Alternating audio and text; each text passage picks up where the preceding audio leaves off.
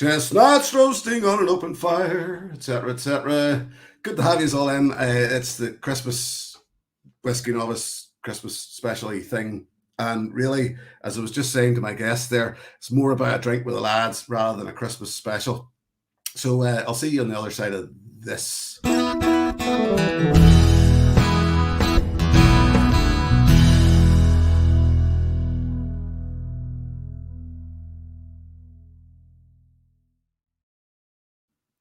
Yes, hello.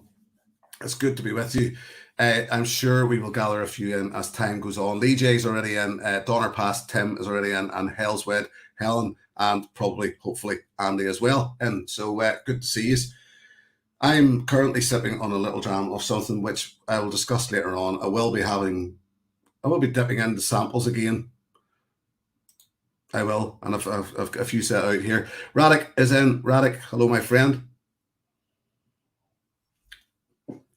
Yes, it's a sort of Christmassy theme. As you can see from the lights behind me here, it's like Vegas in here.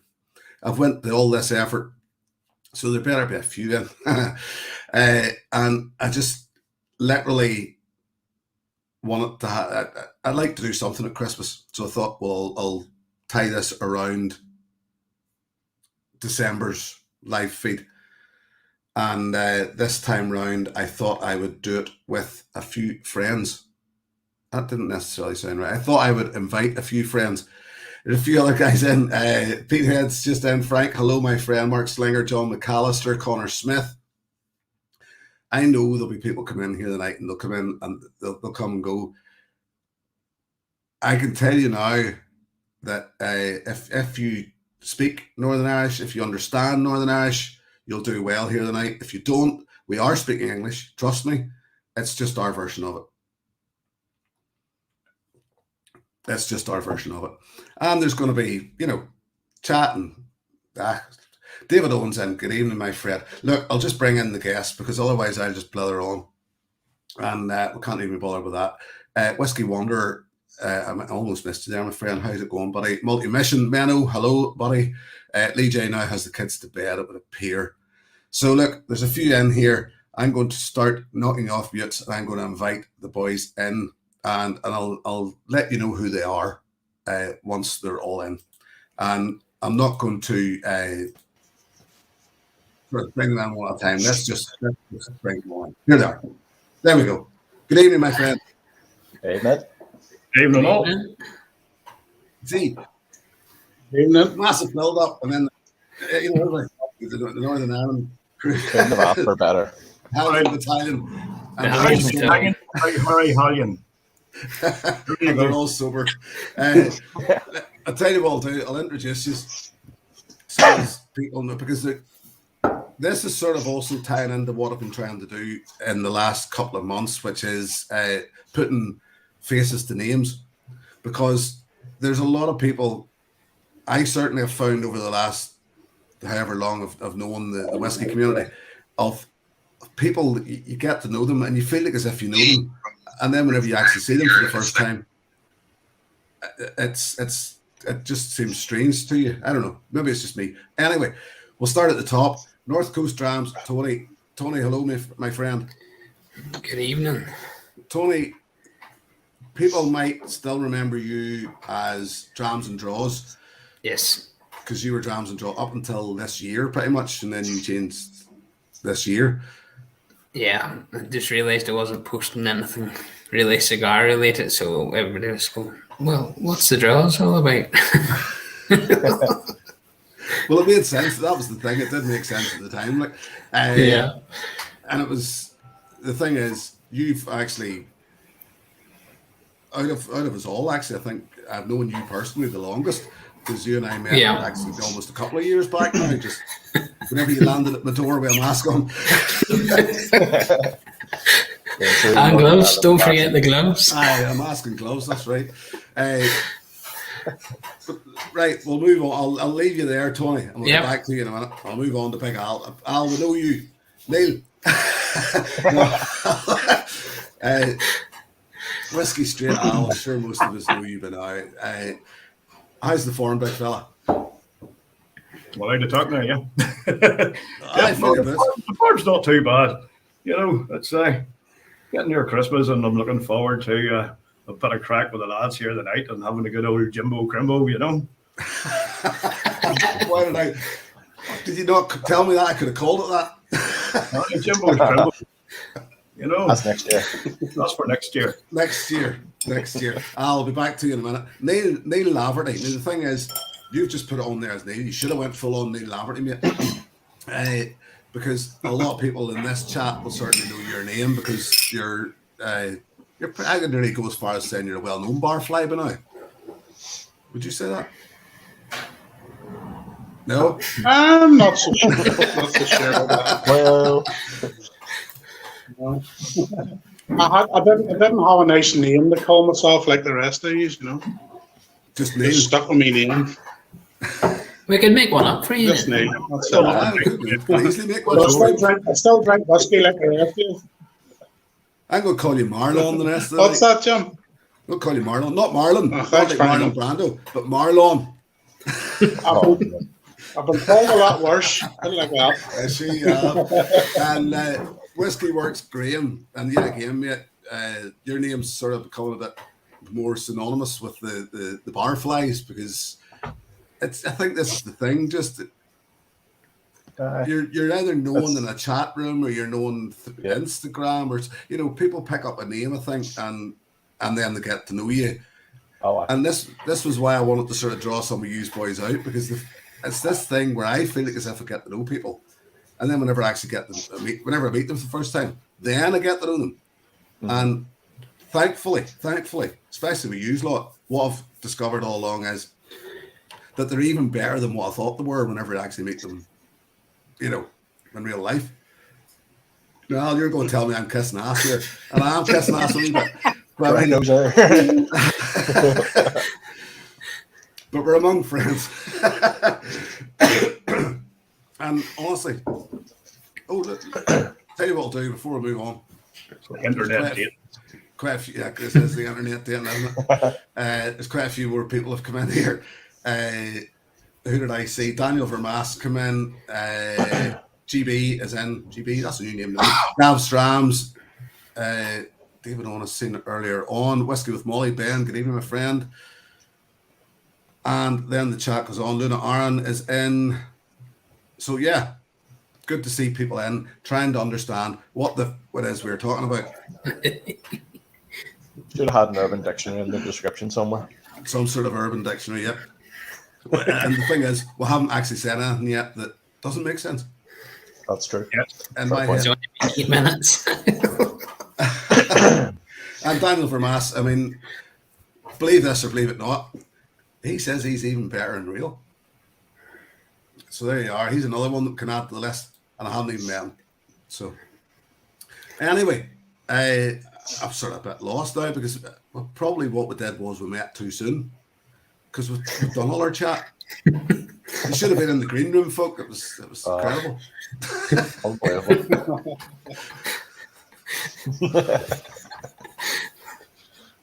So I'll tell you what we'll do. We'll start with a mission. Because I did, as I said to you guys earlier on, it's sort of planned. I sort of thought we should have done something Christmassy or something, but I just didn't have time. So what I did was I took the challenge from Andrew Prestige Liquids. I didn't actually take the challenge from him. He gave the challenge to New Dram Drinker, Anthony and Nicky, and they then dropped it on me yesterday evening. And as I was saying, I just did not, there was no way I was going to have the time this week to actually make a video for this challenge. So I thought earlier on today, or about 5 minutes before we went on, what I'll actually do is we'll do it here. And that way then I'm putting out the challenge to you guys as well. So that basically takes the challenge off me completely and I don't have to do it. And Al, you said that you've been nominated a couple of times as well. So this does you as well. This covers you, my friend. So the challenge was 3 whiskies. This sounds like I'm making it up as I go along, and I sort of am. 3 whiskies you had during lockdown, and I think Nicky from New Dram Drinker sort of deadlocked. She was basically taking it as the last year, the last 12 months. So 3 whiskies you had during lockdown that you enjoyed and that you would share after lockdown. And this, I thought it was a bit naive and the fact, or that's maybe not the way to put it, but it's just one of those things that we all share whiskey anyway. So it's not like as if we don't, I mean, let's face it, we'll just share whatever we want, sort of thing, or whatever we think. But let's just pick 3, shall we, for the sake and the purposes of what's going on here, and it'll give me something to talk about for a minute. So, Tony, give us one. Give us your first one. Loch Lomond 18-year-old. Nice. Definitely one of the better ones of this year. And it was only a miniature I had of it. Mm-hmm. But I do intend to change that. Very good. Well, then you hold off. So that's a good one to start with, and we'll move on to Al then, and then we'll drop back into this later. Then and we can, whenever we start to run out of things to say, so we can drag it out. I can drag it out. Al, go ahead. Well, if you know me at all, there's always going to be a Wild Turkey 101 about, and it might be nothing special to some people, but it's cheap. See, my big bird, my gal, this is my first whiskey. And as I say, it's cheap, but it's hot. And that's what you want. Cheap and hot. And in a nice big proof like that, if you don't respect it. I was going to say there was something you told us earlier on. I thought if you didn't remember that, I couldn't fucking remember That's it. it. Whiskey love is always going to be included in any sort of whiskey challenge because you never get enough of this stuff. Mm-hmm. Definitely, mate, definitely. And what I will say before we move on is anybody else wants to throw into the chat what their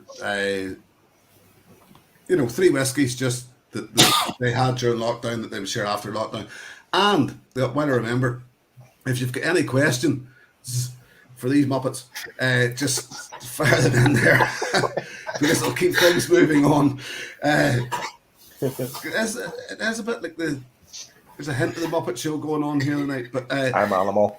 100%. Have to be a dog.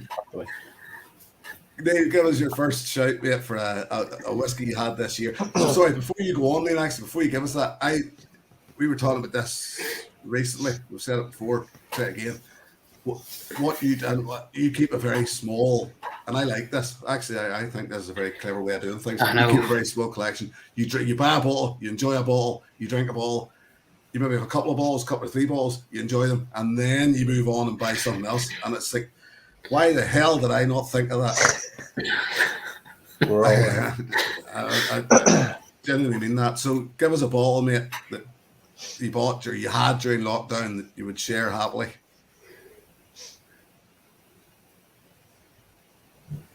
Oh, can't hear you, Neil. Sorry, mate. Can't hear you, buddy. Anybody else hear him? No. No. Hold on, mate. Hold on. I'll mute it and unmute it again and see if it's. Try again there. What turn No. it sure is. No, mate. Sorry, I've lost your sound. Tell you what you do: log out, log back in again, and I'll maybe switch it back. I didn't say it like that. I didn't say it like that. We'll hear from you. Graham, go ahead while we're waiting, mate. Well, I started in that Springbank 10, but you know what I'm going to say? McConnell's 5-year-old. Yep. Unfortunately, we don't have Neil here to back that one up. I was just thinking that, to be fair. Yeah. Earlier in the year, when Bud Jenkins was over, just to pad that story out a bit, myself and Graham and Neil and Bud's nephew went out for a drink. Was it you that bought them, Graham? Was it you that brought the McConnell's? I bought the 5-year-old. And brought down a round of McConnell's 5-year-old and didn't tell us what it was. And we all agreed it was a very good dram. And yet again, this was, I suppose, a blind dram, and we all were very happy with it. And it was just a pleasant surprise. that Yeah. here's a new Irish distillery with. I wouldn't put it as bluntly as that and say here's a new Irish distillery with some good stuff, isn't it great? But you know, it was just a bit of a surprise how good it was, because I think personally, almost from us being from Northern Ireland, almost it's one of those distilleries that you would nearly discount for a while and say, well, look, they're young, give them a chance. When they come up, then I'll look at them again. But that 5-year-old was definitely a nice, pleasant surprise. Oh, definitely was. I actually bought the tasting at the Belfast Whisky Week on a sample. I tried of that McConnell's 5-year-old, and I think the sherry cask version of it, the same. I think it's, as far as I know, it's the same liquid finished in sherry cask. Right. It's definitely really good. We want to look out for. Have you tried it all? No, I just the regular. Let me see. I've just had the regular, but I like it as well. Yeah. So it's a very, very good pour, you know. Neil, give us a wee shout there. Hello. Yes, Hey! O'Gallamy's back. Happy days. We were talking there, Neil, about the McConnell's 5-year-old that we had that night. Right? Lovely. Yeah, Very impressive. that's what we're saying. It was really surprised how. I suppose we shouldn't have necessarily been surprised, but we were just surprised how good a drama was, you know, for what it was. So listen, getting back to it, give us your first one that you would. It was Bunnahabhain Toreador, is it? The peated expression of Bunnahabhain. Who's going to take a go at pronouncing it? I'm not. Toreador, I think it is. It's spelt like Tortichita or something like that there, but it's actually. Torture Yeah, that. it's not pronounced like Yeah. that. No, it's pronounced Sheila or Susan or something like that, I believe. It's good value for money, and it's a good drink. So Do you know I actually haven't had that one? I must You know? no, because Bunnahabhain and I have a bit of a rocky background. It's one of those things that I think the 12. Everybody knows the 12's I think we all would agree that the 12's a good expression. And then whenever you get into a lot of those other non-age statement entry levels, I just didn't. The Moyne didn't do it for me at all. What's the one? I've moved them. They're somewhere else now. But so it sort of put me off their non-age statement entry level stuff a wee bit. But I think it's another one of those ones, that one you're talking about, Susan or Sheila or whatever you call it, that it does. It actually gets a good name among those. Yeah, no, I would agree too, because I actually reviewed it and the Moyne like 3 or 4 months ago, and got them on offer, and I was quite impressed, you know. So, and I'm So not you really didn't- good. But you didn't really have a go at pronouncing it, Al. I can't Just not put you in the remember spot. that. Sorry, there's a few more come in there. I just want to Penny in the slot come in. Eric Whiskey Studies is in. Bill Monteith is in. I think I missed him. Dez is in. Oh, it's good to see quite a few people in here. As I say, once again, trying to figure out Greg's Whiskey Guide. Hello, buddy. Trying to figure out what it is that we're going on about. Whiskey Friend, Jeff Whiskey. So, yeah. I didn't. Did I actually mention what I would? No, I didn't, did I? No. Actually, my first choice. No, you skipped yourself. And I think I actually did. Yeah, I did skip myself. I think I maybe did send some of you. It was the best the last time. Saying, hey, it's my fucking show, Al. My show. Oh, it's going to get spicy before the door now. Well, it's by getting in there. Oh, Right, he's really getting up. funny He's that's getting in up. there, calm Is he down. getting up? He's frozen. Sorry. This is one I bought in Scotland, and I think I actually maybe sent a sample of this to some of you. I'm not sure. Graham, did you get a sample of that? I think I did. I did. Yes, I did. Maybe a Neil, I don't know, not sure.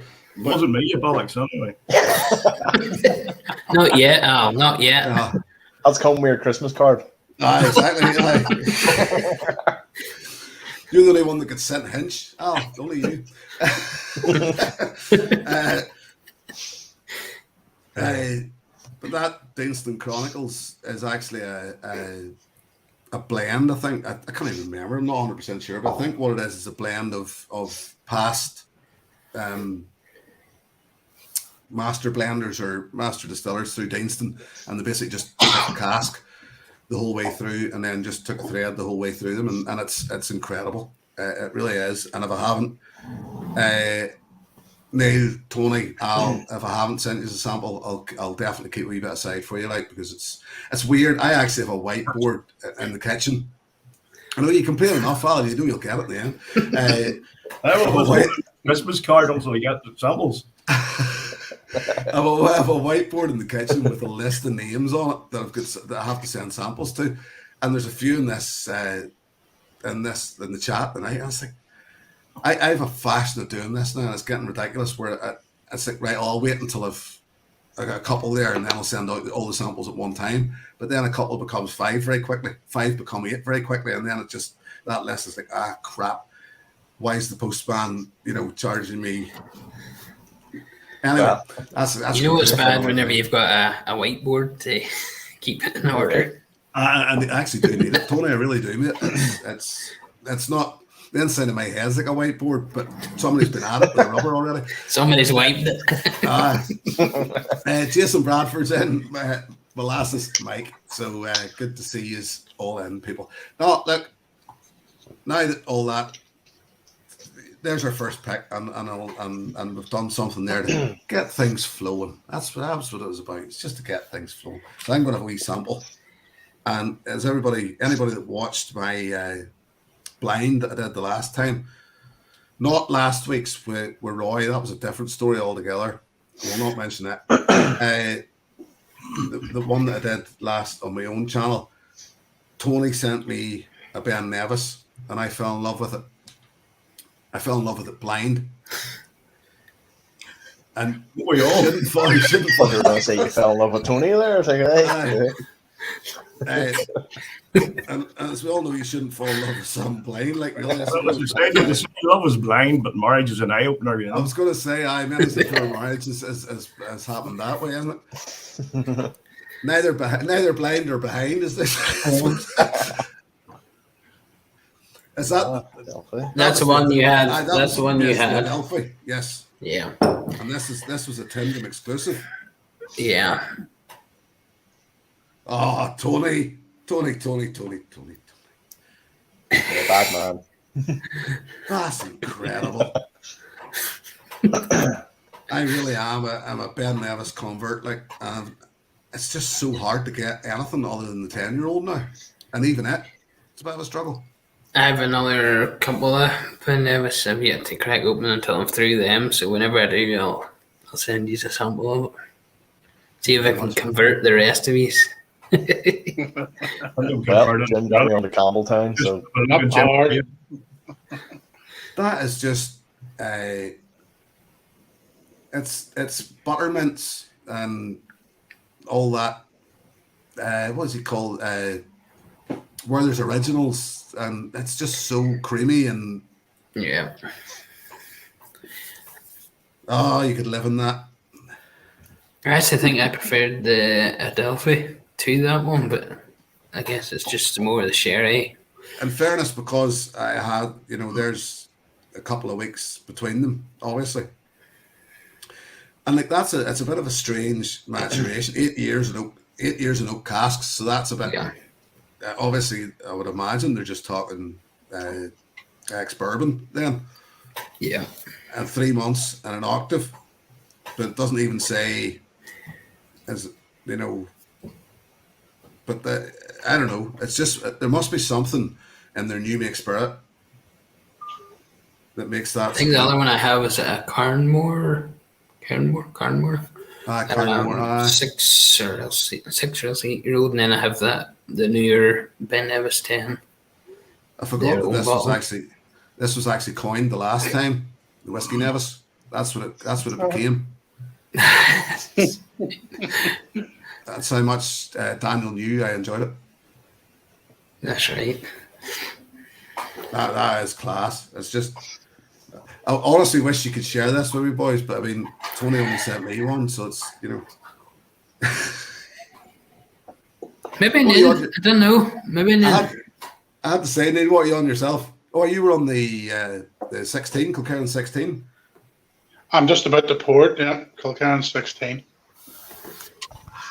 Graham, what are you drinking, mate? Just finished off that wee sample of the first crack of the Springbank 10, so I might move on to the 15 here myself. I was going to say, I wanted you to say Guinness by the neck. Oh no, I finished that. That's gone. Still on. That's well gone, lads. Al, I'm just keeping it real for the company that I'm in, friends in low places and all that. At the minute, it's just Daniel's old number 7. Funny, a friend of mine asked me that. I have a guy there's a guy I used to work with, and him and I at the time sort of liked our bourbons, and he was, although he had this weird, obviously a weird taste because he liked Canadian Club, but he had this thing, and he sent me a picture the other day of the single barrel, the JD single barrel, and says, "Well, what do you think of this one?" Now he doesn't know, as far as I know, he doesn't know that I do this. So it's to him, as far as he's concerned, I'm still just like himself. Every now and again, buy a bottle of bourbon and neck it over 2 days, and just So I actually sent him a couple of pictures, and he literally, I laughed at him. He says, if I had some of them, I'd just do myself a mischief. And that's the sad thing about it, isn't it? You sort of, as I says, it takes a wee bit of self-control. You have to hold back. Al, you have to hold back, man. That's why you're called a novice. It's you 2 days to do it. 2 days.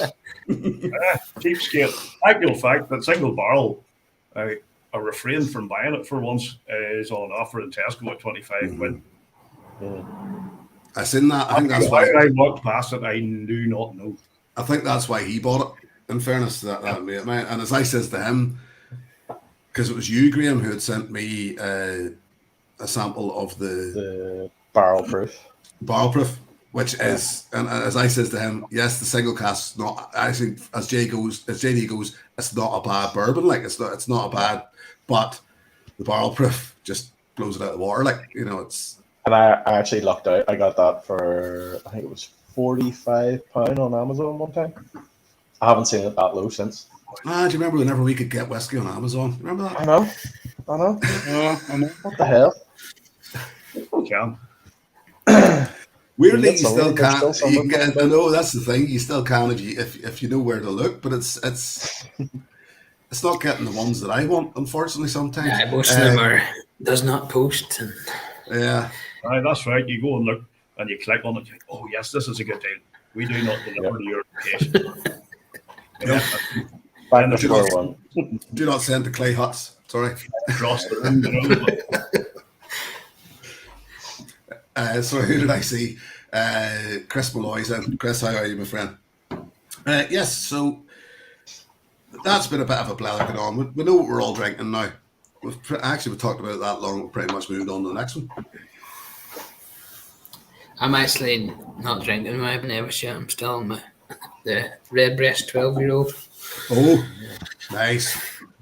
I actually seen a little thing on the news feed that comes up on your phone, and it was one of those.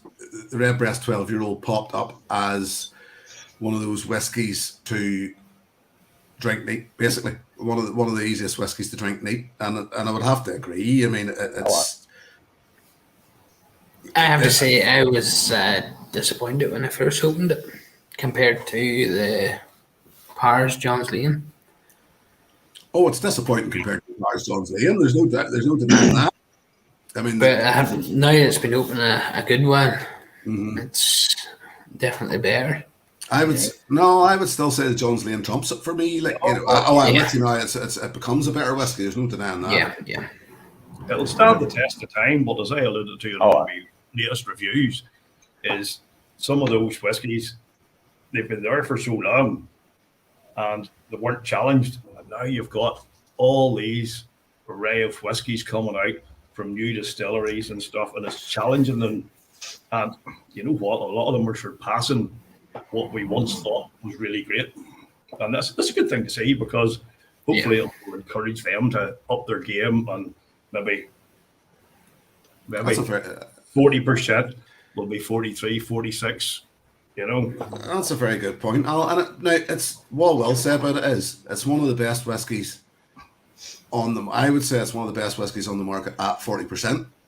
Yeah. You know, there's not too many of them out there at 40% that'll beat Redbreast 12-year-old. No. The problem is, and it's still one that we'll tend to go back to, but the problem is, it's like the rest of them, the price is just going up and up and up on it. Wild. And it's still just and like, when it all boils down to it, what we'll do is look at it as a 40% 12-year-old whiskey. So it doesn't matter how good it is. You know, I would now rather pay the extra.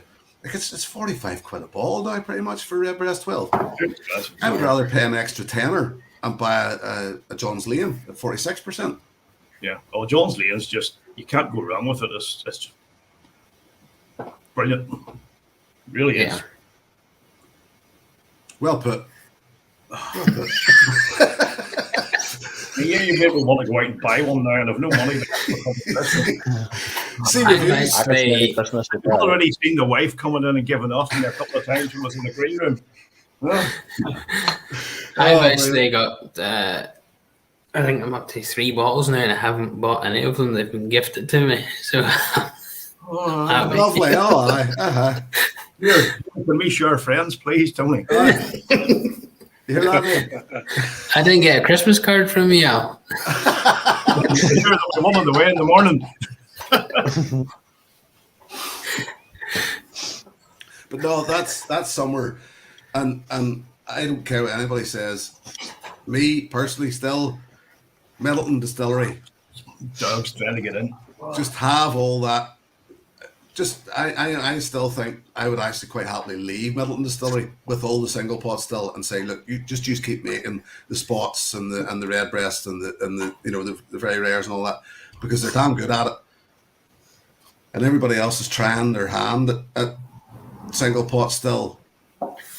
To me, nobody else has made one yet to match them. No, definitely not. So, but that being said, I've had it. I've said it before. I'm not going to say it too many times again. That Irish distilleries, once they're making their own stuff, etc. I've recently had my eyes open to McConnell's and Dingle, etc. And they're making good stuff.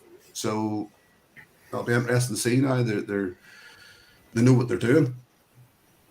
Having said that, at Whiskey Social, I tried the Liberty's 13-year-old, and it was nice. But when I checked online, it was £90 a bottle. That's stupid. And it wasn't £90 good. This cat's trying to get in here. You know. I actually think Dublin Liberty's, the Copper Alley, I think it's their 10-year-old. It's actually better than the rest of them. Even the 16-year-old, the Keeper, I think it's Keeper's Coin they call it. I have samples of it as well, and I think the Copper Alley beats it. See, that's the thing. They need to.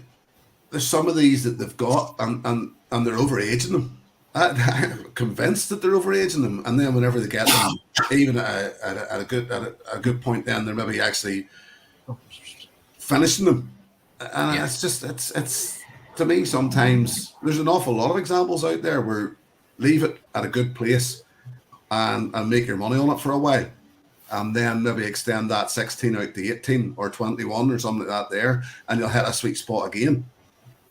Yeah. Just because it's, I think sometimes just because someone had an age, they sort of think, it's a number. We're going to put this out. Yeah, we'll bang it out at that because it is a number, and that's all it is, really, isn't it? What did you told me, Neil, at Whiskey Social, there was a couple that really sort of hit it out of the park for you, was there not? I tried the Dunvilles, That the was 12-year-old. PX cast. Mm-hmm. Yeah, I thought it was nice. And then he produced a bottle from under the table, a 19-year-old. And it was tremendous. But, I mean, it's still the ordinary 12-year-old's over £80. You know? See, this is it.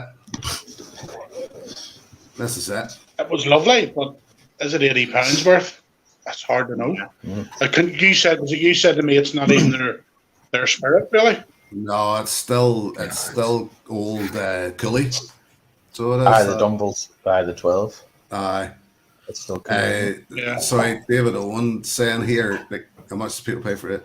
€59 is nothing. Jesus, that's Absolutely nothing It's cheap. for Steve? Redbreast. I mean, that's the thing. You would. You really would. You'd have, probably the best bang for buck cask strength you Oh, can get. Yeah. but For well, that price. Oh, he's ready for a fight again. aye, certainly. I mean, not. Bring it on, big lad. Come on. Oh, here we go. It's a good one. It is a good one. There's no denying it. Of course, it's a good one. It's more than good, Jim. Come on. All right, it's a great one. Then I'll even tell you it's Big a up great for one. the Irish whiskey, man. But to say that it's the best bang for its buck cast strength, maybe in Ireland, but certainly not up against a lot of Scotches. Oh, see, I'm pulling his cord now, yeah. But He's I mean, hooked. do you not agree? Like,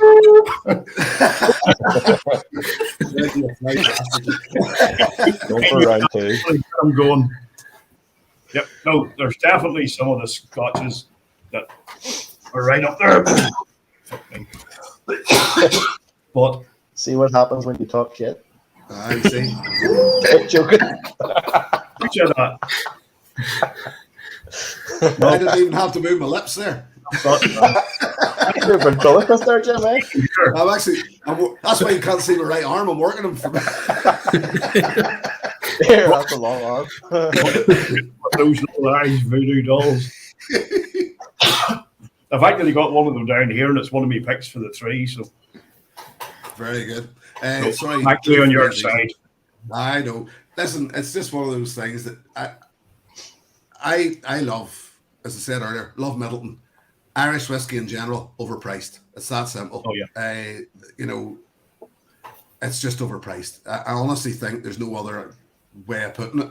And as good as it is, some of them are outstanding. And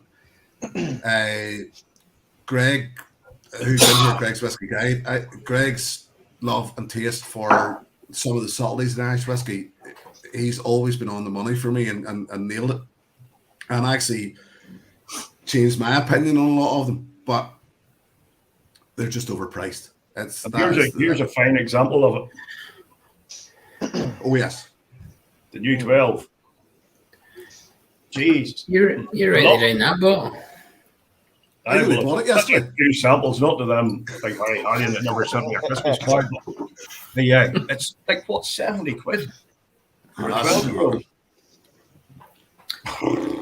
That was It's nice. I got it last week, 70. and Out there was I was 70 actually in an off license and seen it. for 15. I was like, 70 quid? No, I'll just leave it. But when I was driving past the distillery, so I just says, call in and grab a wee bottle.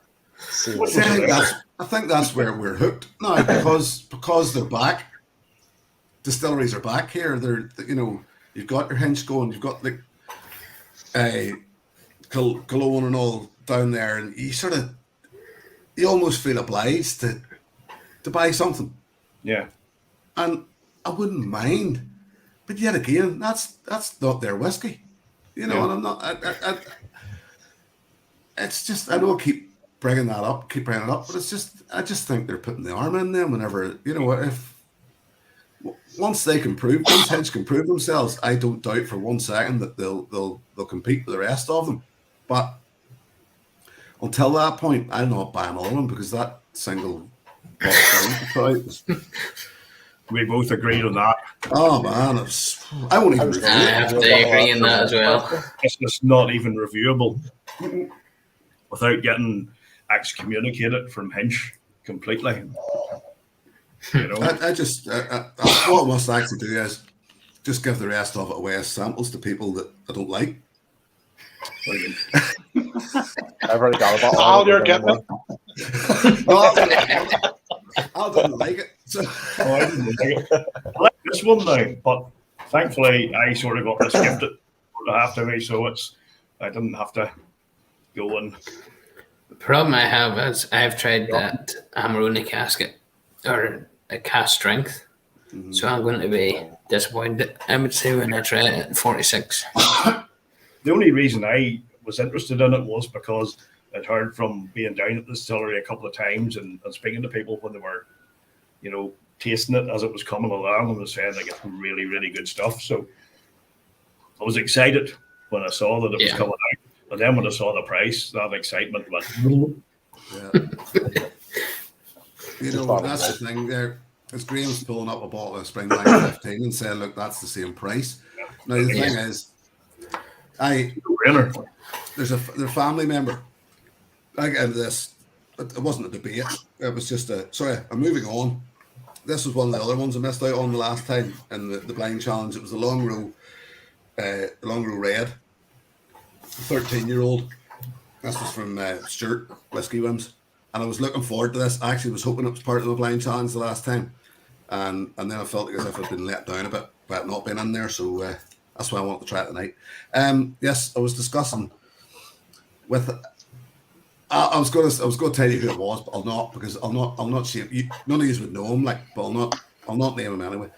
And this person, whose name's Andy, he's, but you don't know him. Bought 2 bottles of teapot dram, the Glengoyne teapot dram, and I actually he told me about it. And he says, you'd be proud of me. I bought 2 bottles of the teapot dram. And I says, I take it was 1 to drink, 1 to flip. And I said, yep, that was the intention. But it's sold out so quickly that I'll just hold on to both of them and see how it goes, you know. And I was like, I didn't reply to him because I said to the missus, you know, he expected me to be proud of him for that. You know, you've actually what you've done. You've not just done somebody out of 1 bottle, but you've done somebody out of 2 bottles now. And I was speaking to the guy in person last night, and what he was telling me was that Glengoyne made a bit of a balls up and sent him 4 bottles. So he ended up getting 4 bottles for the price of 2. And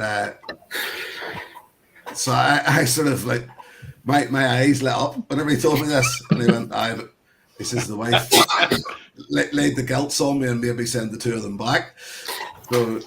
So I says, so now you're back to the position of you've got 2 bottles and you're not going to drink either of them. And he went, I know that's pretty much the way it is, you know. So it was like, but what was leading into? Sorry, Richard, he news. Richard, if you look back, we were discussing you earlier. It's all good. What was leading up to was that what this guy doesn't know, because he's not a whiskey drinker, is that what he's missing out on is, as I said to my wife, as we all know, is that had he picked up a bottle of Springbank 10, 12, 15, 18, 21, Hazelburn, you know, all of those that were, well, for that fact, for the price of the 2 bottles of the teapot dram, there was £240 for the 2 bottles. It could have picked up a Springbank 21 and a Springbank 10, even for that price for 2 bottles. And I would dare say would make a hell of a lot more money on those 2 bottles down the line than he would over the teapot dram. Maybe I'm wrong, actually. Maybe I'm wrong, but I would have thought like a Springbank 21 bought now at £200 a bottle, sitting that for a couple of years. Sure, nobody's going to be able to get their hands on it. Everybody with money will be chomping at the bit to get their hands on it. Like, I've never flipped a bottle. I've done one. I'm totally honest. I'm telling you, I flipped 1 bottle, a bottle of Dunville's 10-year-old, and I didn't make an awful lot of money on it. I just can't bring myself to it. I bought a couple, and it's just sitting there, and it's like, drink me, drink me, drink me. And it's like, well, all right. I'm so I'll be honest. these kind of subliminal things, you know. I'll also be honest in the fact that I actually have a bottle of Powers in the cabinet, and I was telling Neil this recently. It's the Powers Signature because it's went off the market now.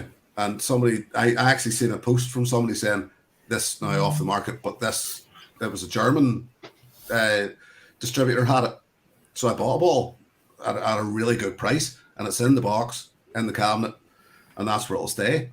I got a bottle of Powers from a local off-license liquor store for you Americans that are in, and it was one of the real old dusty bottles. And when I looked it up online, it was like 80, 90 quid. I got it for 30, and I was like, should I tell them?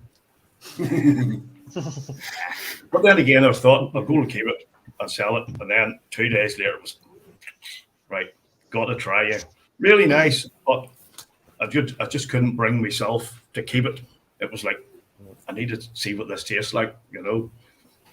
And you know what? It was really, really nice. I can't remember exactly what one it was, but it was an old bottle that you'll probably hardly ever get a bottle of, you know. Yeah. See, I think that's always going to be our problem, isn't it? We like whiskey too much. That's the problem, you know. You like it too much, and with all the best intentions of keeping them, you really can't. You know, like I've got this wee bottle that I showed you earlier on, and it arrived on Friday, and I haven't opened it yet. I think that's the longest I've left the bottle without opening it. I must say now, I actually have bottles there that are unopened. Yeah. But they're not unopened for the purposes of selling. They're unopened just that they'll sit there, and I'm quite happy for them to stay there. That's why you're happy with lockdown, because we haven't been round to your house. There wouldn't remain unopened for long then. I'll be down that motorway tomorrow. All right, that's it. Once Jimbo goes to sleep, we go to creep. Because you actually, Tony, you actually were telling me recently that you slowed down an awful lot. That you would have been a bit more like that, where you would open them to try, just to try it, and then it got to the point where you were sort of starting to sit on them. And I had maybe 20, 25 bottles opened, and they were just sitting opened until they would have been nearly going, you know, flat or just weak. So let me tell you, they don't go as weak as quick as people think they do. I know. I've found that out. Although I do have a bottle. Send them to me. I'll drink. I do have a bottle of the Bushmills, you know, the Palate cask, the rum one that you like from Greg's Whiskey Guide sent you. Yes, Jim. I have a bottle of it, and because it was in a litre bottle, that's one. There's nothing from it at all, hardly. Right. And I haven't had it open that. You know, it wouldn't be a year. Is the cork all right, like? Yeah, fine. But no, I was surprised with it. It's a good one to start the night with. Because I actually haven't come across one yet. I must admit, I've got bottles with that in them, and I've sat there, and it's been a case of the reason why I haven't finished them. It's not just because it's a bottle in the cabinet. It's because I've literally been holding on to them, going, I really enjoyed that, and I don't want to finish it because I knew it was gone. It was maybe single cask stuff and stuff like that there, and it might be the 40% thing. That's me. Well, it could be easy. I'm nursing this. Which I'm on one's the last that? third. Batch 1. Ah, yes. Nice to see Cologne actually making a name for themselves over in America. I know they seem to be making a big name for such a small distillery. Like, it's, as I say, they really have. And Brendan is building it from the ground up, like, you know, and fair play to him. It's nice to see he's doing great. Other whiskey enthusiasts, reviewers, whatever, are getting them and promoting it as well, you know. Mm-hmm. Like I see quite a lot of Hallions. Highlands. Hallions. Whiskey Highlands. Whiskey. It's There's a it's- rebrand for you, Neil. It's not a club. In the Whiskey Hallion. And we all know this is. I have to say, this long row really is a beast. 51.6%. Nice. And weirdly, it tastes like long row. It does, as in, I know that sounds stupid. Obviously, it tastes like long row, I've never had it. I've never had it. Well, I'm the 18-year-old, but I've never had anything that's been finished different. There's your next review. Hello and welcome, as usual, the whiskey novice. Great to have you on board. I've got a with that Copeland I sent you. long row. It tastes like long row. Bloody good stuff. See ya. There's a classic gag about that, Al, about the old. It looks like dog shit. It smells like dog shit. Tastes like dog shit. It's just as well. Didn't step on it. If you're a Facebook or something like that fact checker, it walks like a duck. You know, Yeah. tastes like a duck. It must be a squirrel. You know. Mm-hmm. Anyway, Just want to say the Greg's Whiskey Guide there. It was the 12-year-old select cask, the rum I was talking about, the Bushmills. sorry, he was actually asking me there. That was what I was going to get to. Can you see you all can see the chat? I take it. Yeah. Oh, I. That's all right. I wasn't. I was going to ask that earlier. I generally do, and then I thought, no, I'll not ask because I don't know whether I want to see them or not. I'll tell you what we'll do. We'll move on to our next, just while I remember, 3 whiskies you have had during lockdown. In case anybody's late to the party here, I'm sure there's been a few that have come in since we started. And this was a challenge that was thrown out by Jason Prestige Liquids. No, not Jason. Jason. Andrew Prestige Liquids. I don't know him that well. What do we He's in the plot already. He's been sipping away. He said he's going to work in the morning. He's been sipping away there from when he come home from work. Anthony, maybe back me up here. Anthony and Nicky, you drop drinker. Nope. Before Stay the quiet whiskey. now. Stay quiet. It was 3 whiskies you had during lockdown. That my show. Listen, people, it's my show. Stand your ground. Stand your ground. That you would share after lockdown, right? Tony, give us another one. The second one is Bunnahabhain Palate. I think it is Stoisha. 6-year-old. It was an independent bottling by A.D. Rattray. I think I sent you a sample of it. I believe you probably did, and I believe I either I drank it. think you liked it. Mm-hmm. That's probably one of the better ones for. At that time, I wouldn't really have been a peat head as such, but that one definitely was one of the better ones. The smaller Bunnahabhain, I've raved about it, and I don't know. I'll probably. I was going to say I won't review it, but I've been sort of thinking recently about bottles that have that I don't know where you could pigeonhole them. They're sort of, and it was the Fish Ale release this year, the Moine Oloroso. Was it Moine Oloroso? No, Moine Bordeaux, and it's incredible. And Bunnahabhain, when they do it, I was saying earlier on that I can be a bit of a love-hate. No, it wouldn't be as much as a love-hate relationship with Bunnahabhain. I do like their stuff, but just some of their stuff I find a bit weird. But certainly that Moine Bordeaux is incredible, and I'll have to find a place somewhere to review it at some point because it's outstanding. So yes, good call, Tony. Good call. Al, give us another bottle. The next one I would do would be keeping it Irish again. The where's the camera? The Dingle Batch 6. Dingle Totally Batch agree. Good shape.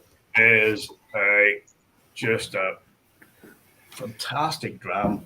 You know, and as you said earlier, Jim, you know, you're getting into these and you're seeing what they're doing. And we had a Dingle Batch 5 as well, and it was nice, but this was just so much better.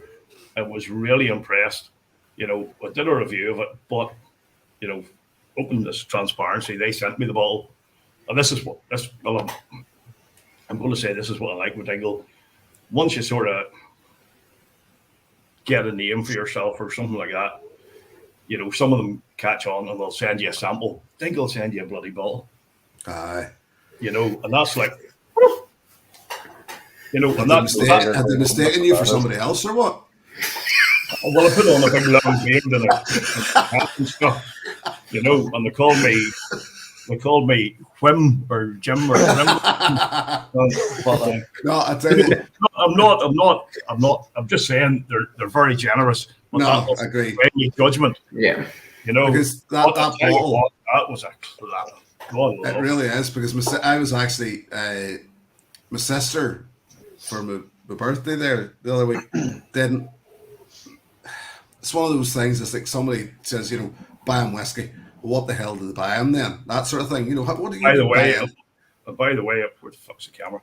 By the way, I'm upgrading and I'm actually taking a wee sample of it now. You know, so that I'm not down in the dumps again with a JD. You know. Well, funny, I was actually going to because, and that's what my sister bought me was a bottle of the Batch 6, the Dingle Batch 6, and I was fuck, you've a better sister than I have. Absolutely delighted because it was one of those things that I just wasn't expecting it. It was something that I just didn't know, or she didn't know. I think she walked into her local off license and said, "Look, the guy likes whiskey. What should we?" And he recommended the Dingle Batch 6. So fair play to them as well. You know that it was a good call on their behalf.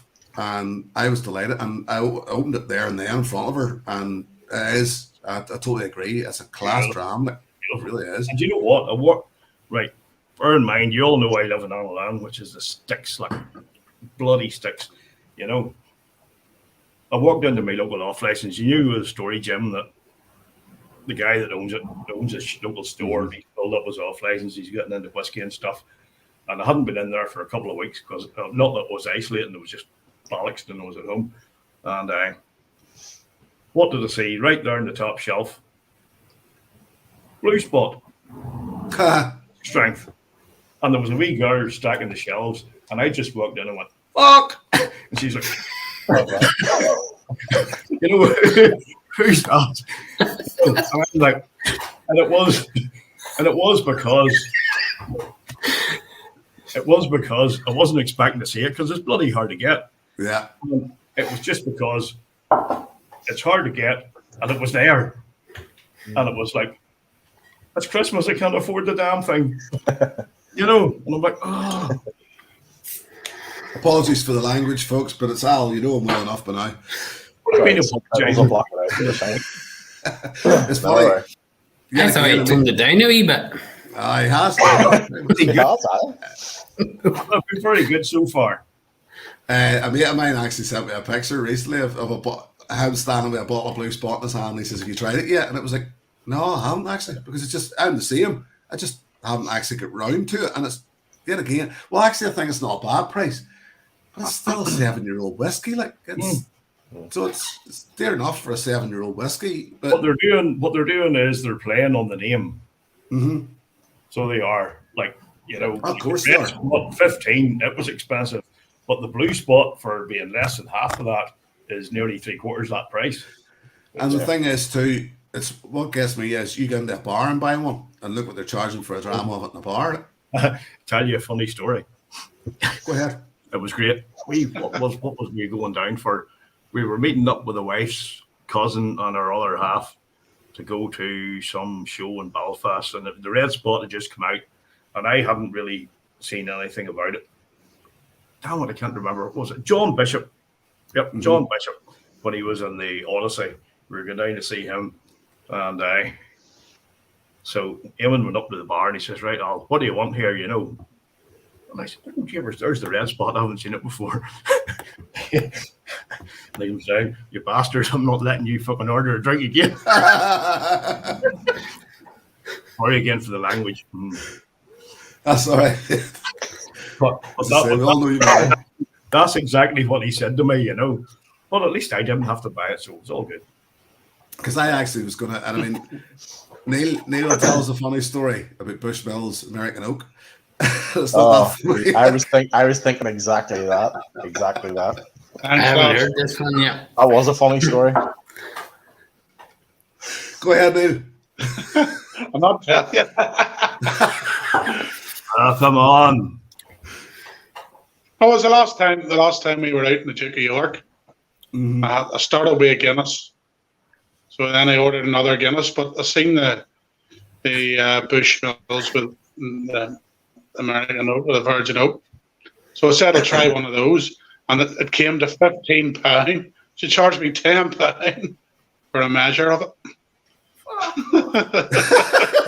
I know. Yeah, his reaction The too. bottle's only 23 quid. Like, Jesus, that's half the price of the bottle. Correct. Yeah, so it's basically as Al Half the says. price of the Anyone that's bottle. listening, the bottle, Bushmills American Oak is about £23 a bottle, and they charged Neil £10 for a dram of it.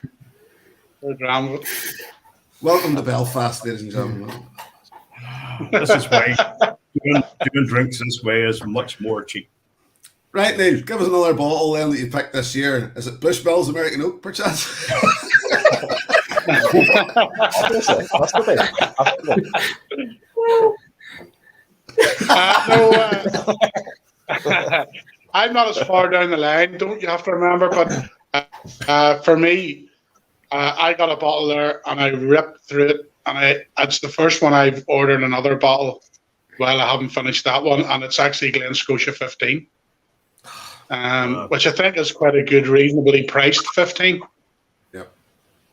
Absolutely nobody will You fault know, you for that, and mate. yeah, it has that wee bit of funk, you know. Yeah, I was going to say you could name any Glen Scotia nearly now, and people will back you up. And just actually, before I get to you, Graham, I'll just give you my second choice. It's the Glen Scotia 12, the seasonal release, and that's one that definitely, honestly, Glen Scotia at the minute are sort of, for me, just knocked it out of the park. And I think they got the.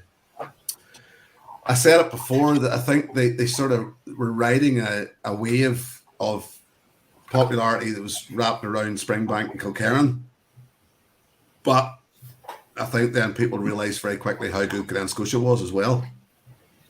So it wasn't just the fact that they weren't hanging on the coattails of Springbank and Kilkerran. They were a good distillery who knew what they were doing. And at the end of the day, Loch Lomond, Glen Scotia, you know, they're all wrapped up there in one great big parcel that makes some great stuff. And as I say, Neil, nobody will ever fault you for calling it a Glen Scotia. Like, Funny enough, Tim, what you said there too, when you did your review, and I said it's another one to add to the list, and you said, well, you better act quick.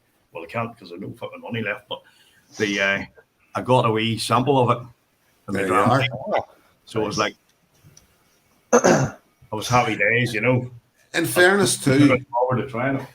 and in fairness to Michael Henry, once again, like, He's a great guy. He really is. I reviewed that, and Michael messaged me the day the review went out, and sent me all the details of the full maturation, the full, and he says as much as you're saying that it is limited, he says because it says limited release on it, then it means it's limited to 15,000 bottles.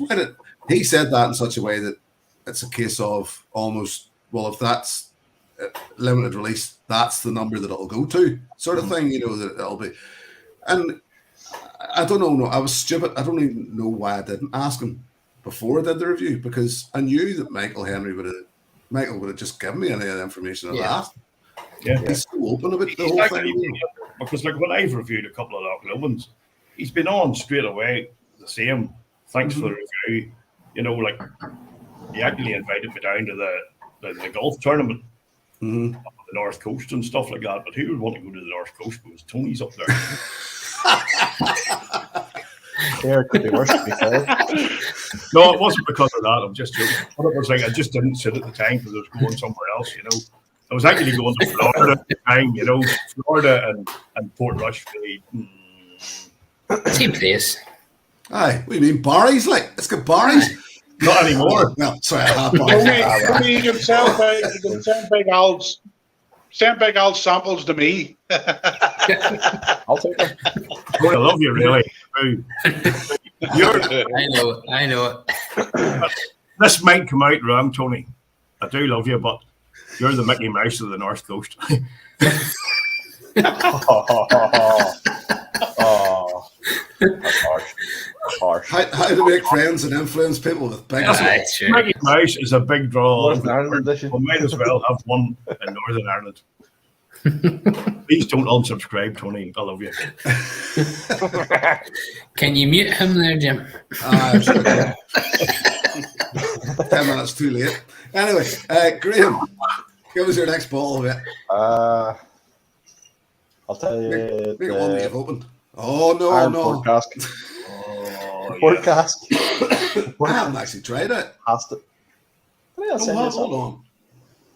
Ah, you did. Hold on. That's not even I that. thought. I'm not sure if it did or not. What was the fort? No, You have the sherry cask, Jim. I've got the sherry. But actually, I'll tell you what it is. I've got the old bottling of the port cask. That's what it was. I knew I had something there. Was there an old bottle? Was there an old? Did they release that in the old? They did. The tall bottle with the old brandy. Taller bottle. I would actually slide over here and see if I could get it, but I tried that the other night whenever I was doing that live with Roy and almost fell off the chair. I go on, sure. Yeah, and I didn't realise until I watched it back that it was really noisy, and it was I could have ended up arse over tit, like, and it just would not have made good viewing on my behalf, like. But Anything for it. hold on, sorry, I just seen a comment here from the whiskey friend. Really, Alan? Really? Get the subtitles on all there, you'll be grand, mate. Don't worry. You can't understand what we're saying. This is how he sells his Says sofas. the Mount Glaswegian. Sells all the stuff because nobody can understand what the hell he's saying. They just think he's torturing them and going like, buy it. And they're like, fuck, yes, I'll buy it, you know. Oh, sorry, Alan. Get back in your place. You're the whiskey friend. Ben says, is he the only one that knows what Barry's is? Probably. Well, if Richard Agnew's still in here, Richard would know what Barry's was as well. Probably. It's funny how, as I say, we talk about Barry's and brown lemonade and things like that there. You know, you keep it real. Yeah. Sorry, Graham. I didn't mean to skip over that. Aaron, obviously, also riding a tide of popularity at the moment. Definitely are. And I mean, I've been back and I keep trying the 10-year-old. As a matter of fact, somebody sent me a sample of the 10-year-old. Obviously, they didn't know, they didn't know I had a bottle, they didn't know I tried it, whatever. And I thought to myself, well, is it just the bottle I have of the 10-year-old that I don't like? Is there something dodgy in it that went off? Yeah. And no, it tasted exactly the same. Yeah. And it still didn't like it. It's just, I don't know. There's just something about it that doesn't sit with me. I understand it's a very popular whiskey. I understand that it'll not stop being a popular whiskey, but it's just not for me. And it's not. It is literally the RN10. I think it's just 10 years old because every other RN I've had is a cracker. It's creamy. It's. Mm-hmm. Al, have you froze or are you just contemplating it? No, I'm just looking at deliberation. You're just rambling on there, and I'm zoned out. You cheeky balls. He could have went for a piss break for 10 months again. He did last year. I can't fault him for that. Was it him or me? That's the thing. Sometimes when you get the our age now, Al, it's one of those things that you just can't do forever, can you? Tell me about it. My daughter is in P6 now, and they're all going right now. What age is your dad? I'm the fucking oldest father. That's in P6. Fuck me. Alan, here, I wouldn't worry about it, mate. Whenever I was a late one. Let's put it like we'll all know, everybody in this group will know I was a wee late one. And when my mother used to come and pick me up at school, all my mates used to ask why my granny was coming to pick me up from school, you know, and why it wasn't, you know, so like. Well, I've been described as a grandar a couple of times. Well, right enough, you look like one. It's fairness, but No, it's shocking. You know? And the thing is, when I go and I try to get a parking space early, it's like, who's this old dirty man looking at all the mummies, you know? Look at your blue budget. But anyway. Sorry, Greg has asked the question somewhere. I have to find it. Greg has asked the question, and I have to find out where it is or what it was. Tell me what I haven't seen there. Yeah. Well, Lunaran was even screaming at me. So, Greg, ask the question again. Maybe it was this one. It was a tough question. Hold on, there's definitely a question here. That's a serious question for this. Let's not joke around. What's your favourite Irish whiskey ever? Was it that one, Greg? Yeah, it was. Is that the one? Tony, I need you as an administrator on here, mate, because you seem to have been picking up on what's going on in here. I tried I'll it. just scroll back up there. Honestly, I do try my hardest to watch what's going on in the chat, but I just no. It was whenever Al was doing all that Santern and stuff, I was just watching the feed. Anyway, moving on. Yes. Yes, the will. Right. Well, what's right? So I've said. Where do you see this? While Al's I told my wife to get me a Christmas jumper. What did she do? She got me a big jumper. Look at this. Do you think Santa looks like that? No, he doesn't. Santa looks like Big Jim. You know, and I can tell you what, I've long since stopped believing, but now I'm believing. I'm going to take the crow's nest thing off the top of my chimney. And so I can squeeze down there, big fella. Well, you wouldn't need to squeeze down. You're only a skinny wee rump. But, and if you empty your big sack overall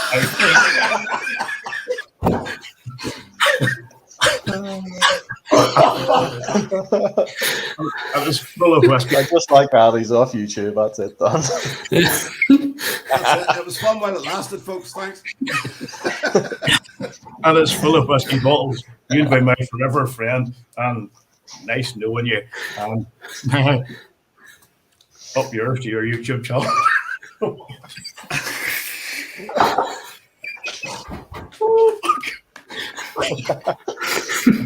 Couldn't resist it. Brilliant, mate. That went dark really fast there. That went dark really, really quick. What does he do? Well, that's what he does, isn't it? In a more constructive manner. That horse is on fire there. Anyway, moving on. So what is your favourite Irish then? Well, everybody knows mine, so I'm not saying. McConnell's. Tony. I need to think about it. Probably favourite one so far. Well, the one I go to most would be the Sexton. You're a big That would be champion of the Sexton. Yeah, I would lift that before a lot of others. Another one I like that you can't get now is the Dubliner Irish Coffee Stout, the Rascals. You sent me a sample of that. I really enjoyed it. I think it must have you sent me it. Yeah. But no, those two would be my favourite that I know of. The Sexton now is pretty much being promoted by Bushmills now, isn't it? It's yeah. And they've pretty much taken ownership of it now. Finally, you know, and said that it's theirs. You know, am I wrong in saying that, or is it? It's their liquid. Aye, yeah. Because they were even at was it you that was telling me, Neil, even at Whiskey Social, that was pretty much part of the Bushmills stand. was almost, sort of like you know. built together more or less. But you know, it is what it is, and it's weird how the Sexton, because I remember my father-in-law bought a lot of it about 3 years ago whenever it came out at first, and it was a local off license, and the guy was selling it as the big thing, you know. And it was one of those things that I didn't know at the time. I just, you know, it was this North Coast. It was like, there isn't a North Coast distillery. It was the same thing, you know, with the Quiet Man and all that. There, it was like, but it's not, you know, this can't be a distillery that I don't know about, sort of thing. And then it all worked itself out. But at least it's good to know that it's done really well around the world. Yeah. It's not just, and I mean, that bottle, there's no denying that bottle is an eye catcher, like, you know. So Definitely. Al, I think me and oh, sorry, Tony. no, go ahead. No, you go ahead, mate. I was just saying, I think me and Al's are the same opinion. It'd be great at cask strength.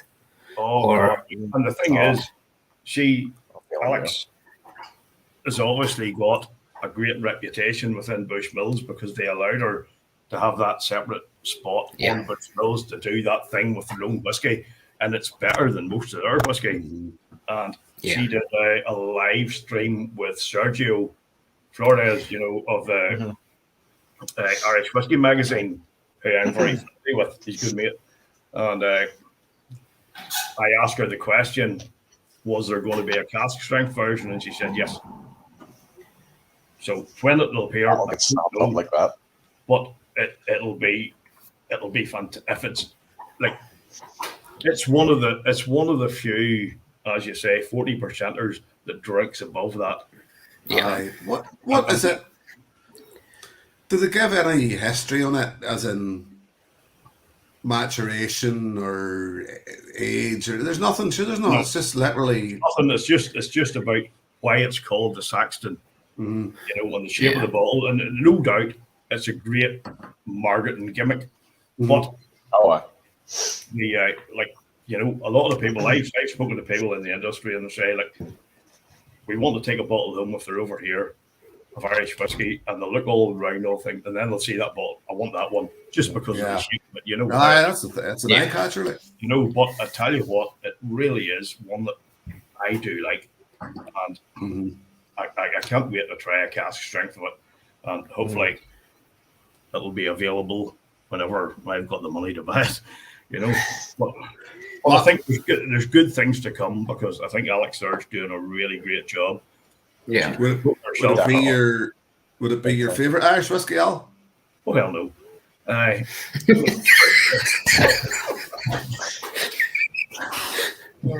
was relatively clean, actually. I can make it worse if you want.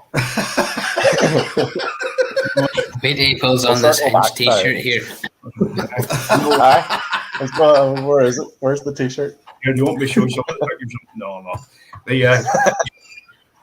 No, I think in terms of a favourite Irish, and I've never had a bottle of it, because if I ever did, you would never see me again. The Redbreast 21.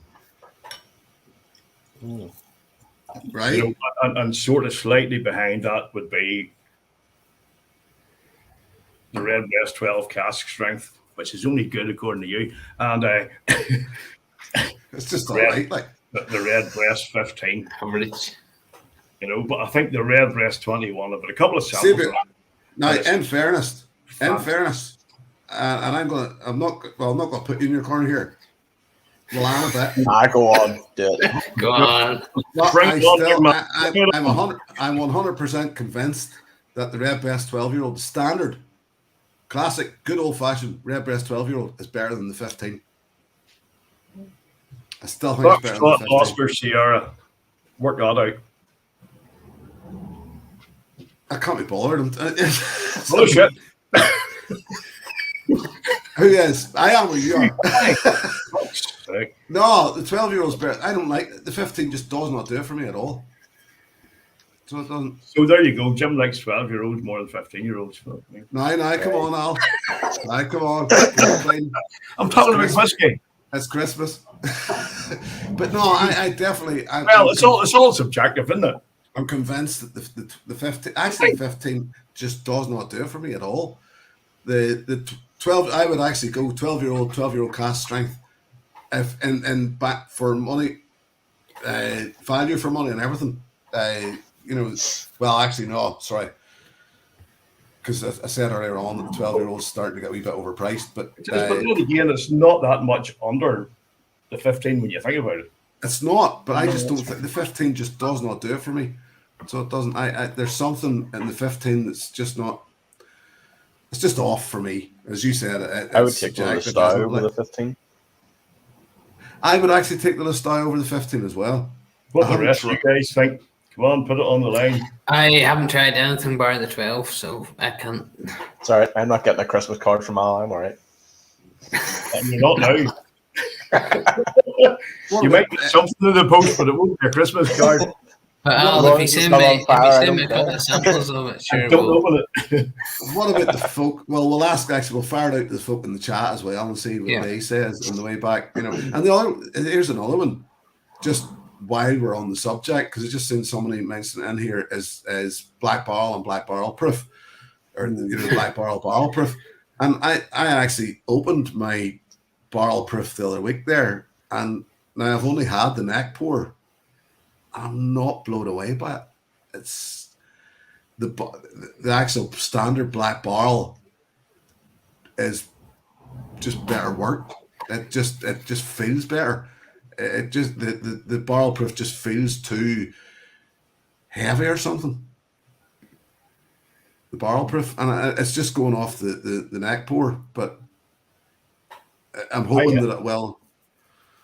Because as I haven't had the black barrel proof, but as you know, when we had our meet up, whenever all you guys stopped drinking Guinness and all that, we imagine that, folks. You have a whiskey group meeting up. What do you do? Your first few rounds. Pints of Guinness, please. Oh, these guys are drinking bloody Guinness. But anyway, I digress. It's we went and we started drinking Black Barrel, and you know what? It really is at that price at 40%. Fantastic whiskey. I have to say, whenever I got home from that escapade, Tracy said to me, "Well, what did you all drink?" And I said, "Well, the only whiskey we drank was Jameson Black Barrel." She couldn't believe it. I was like, but we weren't there to dissect the whiskey. We were there for. See, that's the thing, because there's actually somebody. There's somebody reached out to me, Matthew Edgerton, I think it is you call him. He's a local man. Reached out to me through it and said about he's sort of getting into it. You know, could he? And I says, well, look, the next time we're going out, I'll give you a shout. Come on out with us. And he says, but I'm only sort of new to this thing. I don't want to, you know.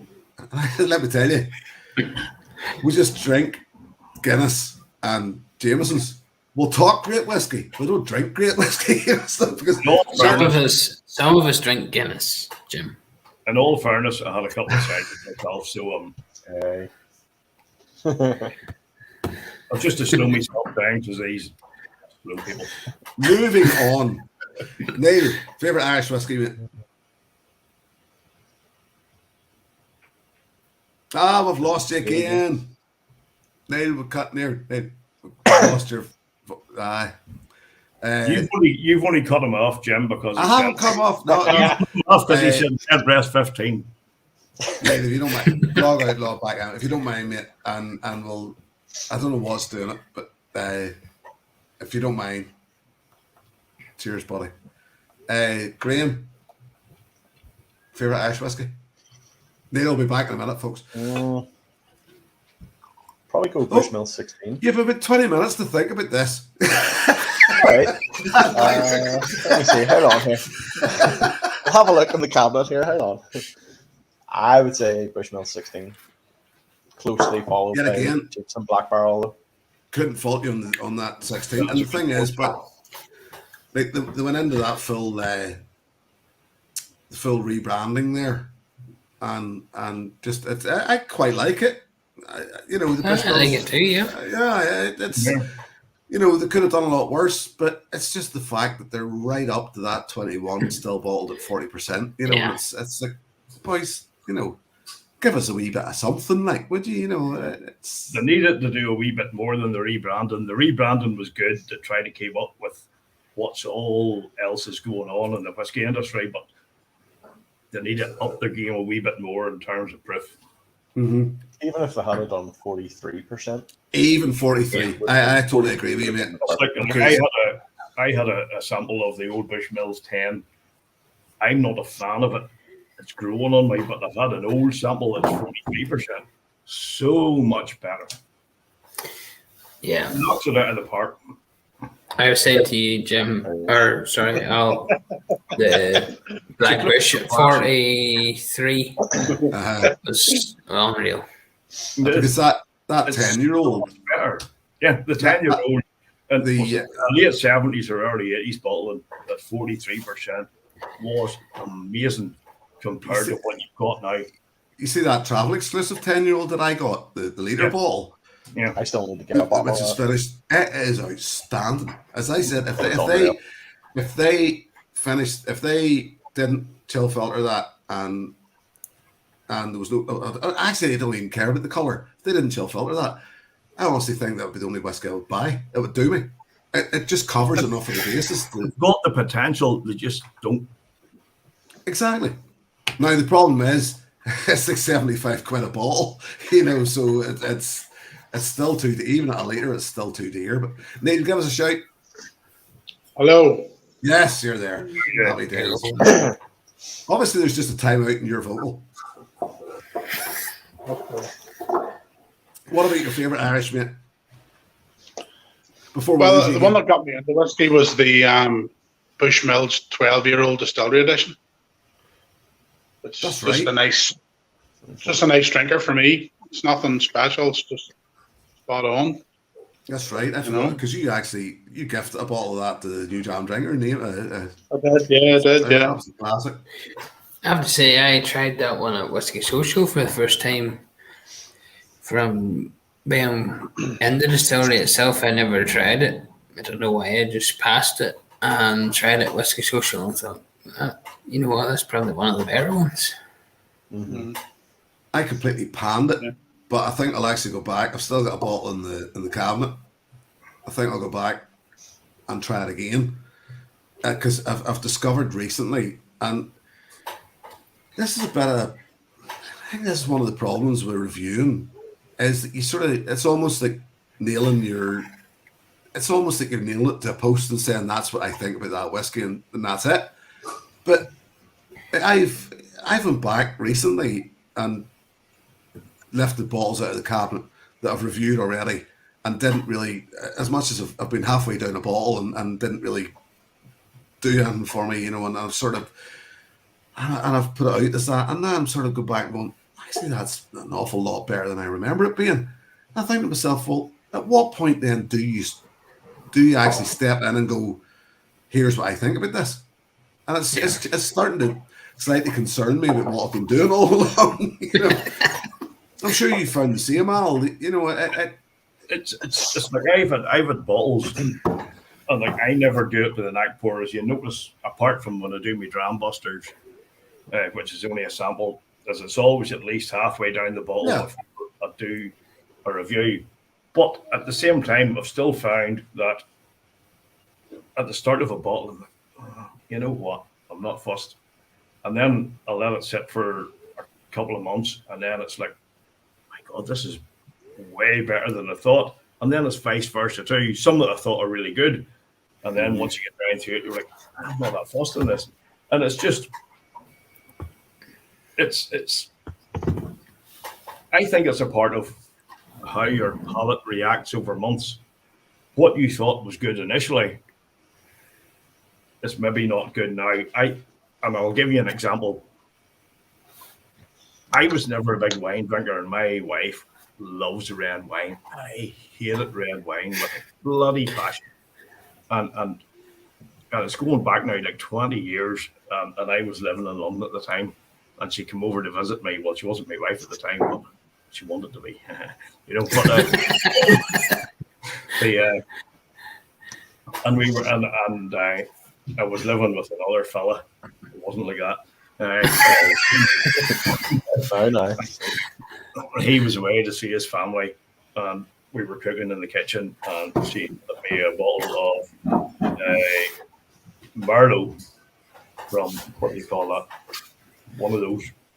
I can't remember what it was. One of those not red tail, but one of those popular ones. Yes, yellowtail. Yes. Right. And I was, you know what? This is nice. And she's looked at me and I was like, what? Yeah, I really like it. See now, I wouldn't contemplate even putting it in my mouth. Fucking horrible. You know, and I'm really into wine now. And it was, and that stuff now that really got me into it. I wouldn't even give it to my worst enemy. You know, Funny because wine. I wouldn't say went off wine, but I don't drink anywhere near as much wine as I used to since I got into whiskey. For the simple fact that wine doesn't give enough for me anymore. It doesn't have enough unless you get into the really expensive stuff. It just doesn't have enough going on anymore. But I really like wine, and I still do.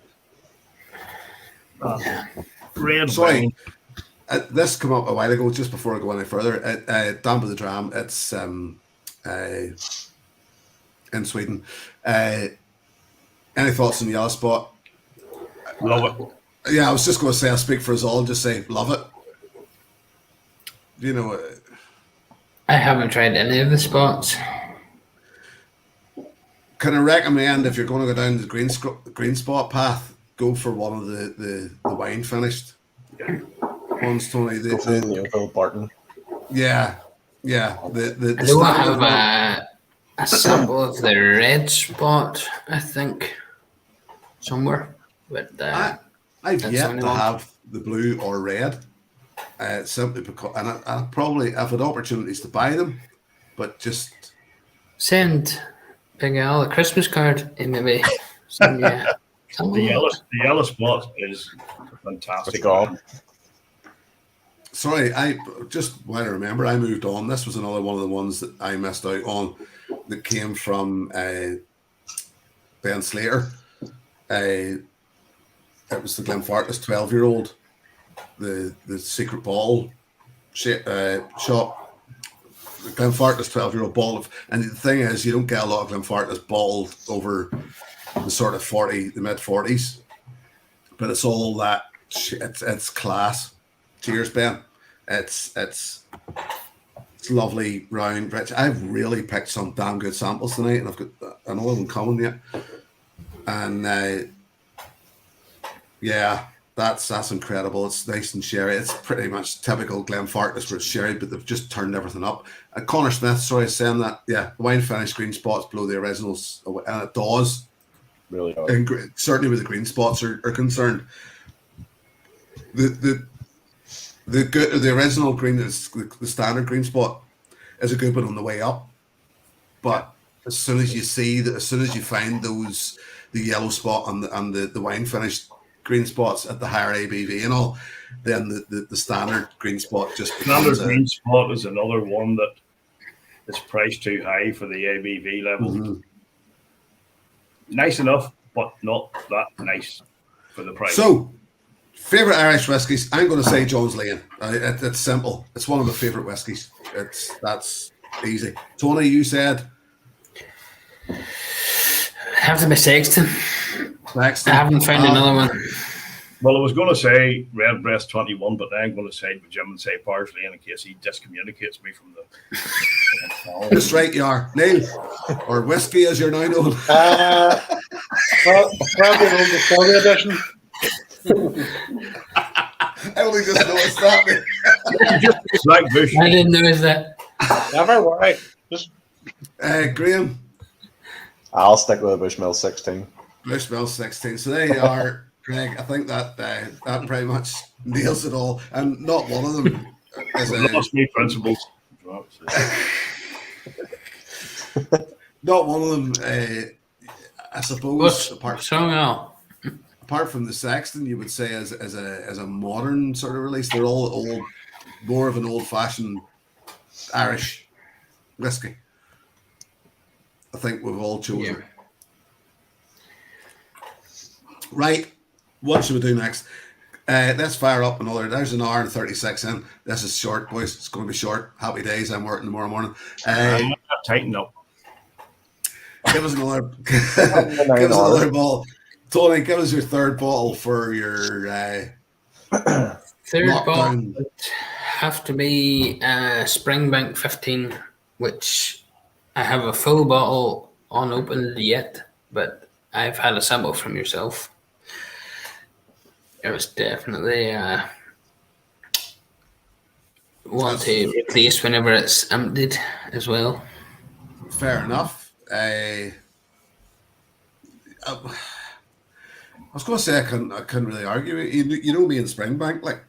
I know you like I think it's the 10-year-old you would rather have than the 15. I would actually have the 10-year-old, and I've actually now sort of went 10, 18, and I would actually even cut out there's too much batch variation in the 12-year-old for me, and Yeah.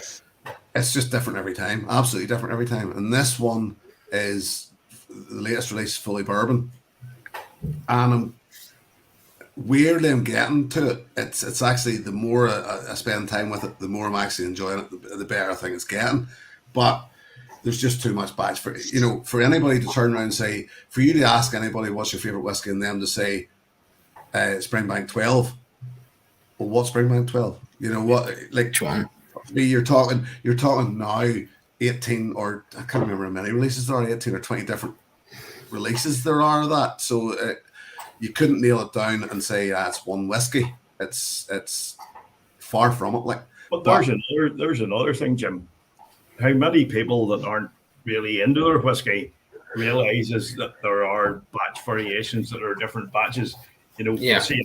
They'll see an age statement of certain whiskey and think that's it across the board, and a lot of people do.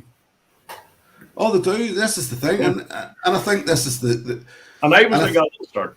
Oh, we all were, and I think this is part of the issue with smaller distilleries like Springbank and all that. You have to, if you get to know them, then you sort of have to, and you fall in love with them. It's always a catch up game with them then, with their latest release, because I would guarantee that even Kilkerran, and people haven't really spoken about it yet, but their 12s and whenever the 16 comes around again, the next batch release of 16 are going to be slightly different. There's going to be, there has to be, and it's just something that we get used to, isn't it? And it's something that, I mean, it's something that we grow and learn with and enjoy then. That, happy days. There's a new release. There's a different release of this. It's a different what we version of it. probably need to do is, with these different releases, instead of going down through the whole bottle, we need to keep a wee bit of the next one, keep a wee bit of the one after that, and try them all side by side. I do that one with Springbank 10s. I've got this much of every, as in I put it into a sample bottle every time I get to the ASEAN of a Springbank 10-year-old just to try them against each other. And I haven't done it yet because I'm waiting until I've got two there, and I'm waiting until I finish my third bottle, and then I'll see, at least, and give myself third or fourth or something, just to give myself. That's the best subjective way to try to do it. And I don't honestly know whether I'll find it's the same chat as this, and I probably don't want to bring. Oh, he's on the champagne. I probably don't. No. That's only because he's drinking with us, It's Christmas. I thought. Cheers, Tony. Hate to disappoint you. And the next award goes to. The last time I heard like that was the glass that fell off my windowsill, hit the radiator, and smashed about 2 hours ago. What the? But anyway, it wasn't my fault. It was a cat. Anyway, look, tell you what I'll do. I'll move. Al, what was your next bottle? Third. Oh, the third one. Aye. Oh, here. The Glengoyne cask strength batch 8. Oh, nice.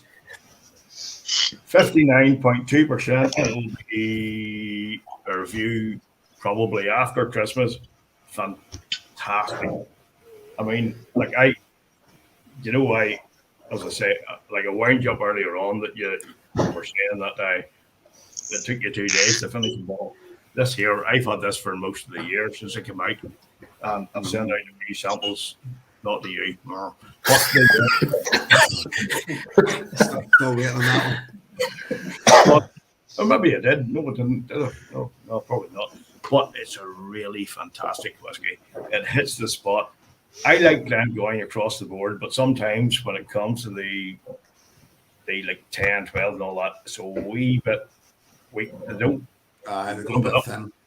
they go a wee bit thin, but see, once they go to cask strength, my God, I've had the batch 7, the batch 6, and to me, this batch 8 is just, it takes it to the next level. It's just full of flavour. It just hits the spot, and it's just like one of those whiskies where you can lie back, and you know what? And this proves it because I've had it for so long. You can just sit back, you'll take a dram of a night, and you just go like, this is what whiskey is all about. It's a class to sit over all night. Really. Yeah, you can sit, like, you can just sit on it, or not actually, literally on it, but you can sit and you can pour it and you can sniff it. You can sniff it for an hour. Mm-hmm. That's to say, I love that. I love a whiskey. You could just live in, as I always describe it, you could live in the nose. Like you don't need to drink it. It's like, and I'm not sure how you do your tasting notes, but you're probably a bit. Well, I just watch Ralphie and write down whenever I hear it. It's just like, I can sit when I'm doing my tasting notes and sit 2 to 3 hours over 1 dram, just sniffing it for an hour and a half, tasting it for the next hour and a half. Mm-hmm.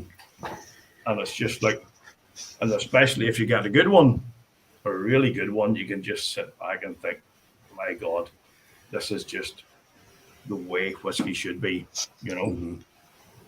No, 100%, mate, 100%. That's the great thing about it, isn't it? As I said, when you get one. I know I'm a bit harsh at time and I wind people up, but this is when you really get into whiskey and you really enjoy it, you spend your time with it.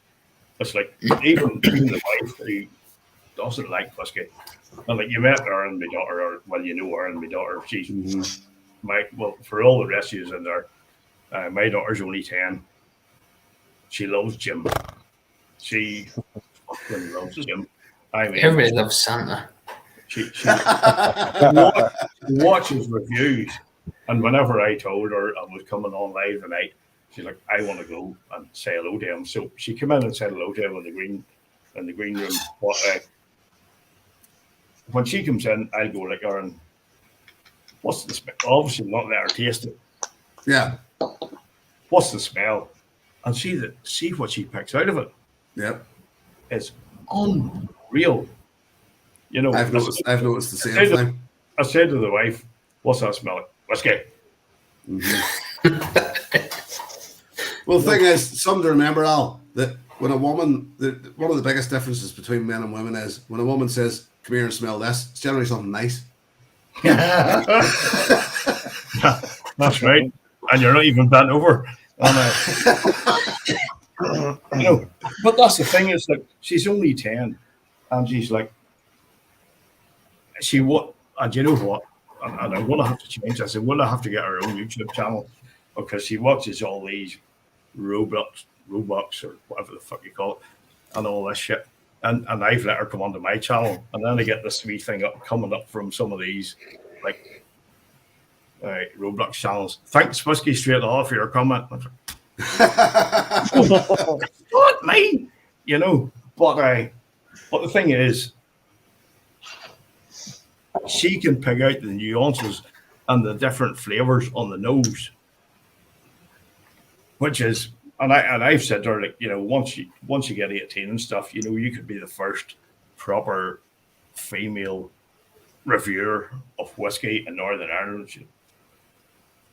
I don't like whiskey, Dan.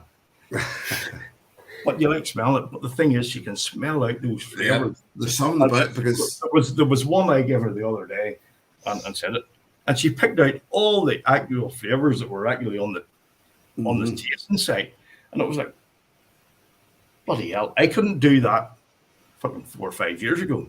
because it's weird because I remember whenever I started back into properly getting into whiskey. And when you get past that point of it smells like whiskey, it smells like whiskey, it smells like whiskey, and the kids, even then, whenever I get into it, and it was the same thing, especially the son, who's the older one, and you know, and a really heavily peated whiskey, what I would consider a heavily peated whiskey that would put most people off. You would just, and you put it under their nose, and they'll all go, "Oh, it just smells like, oh, that's horrible. It smells like hospital. It smells like this. It smells like that." Put it under his nose, aye.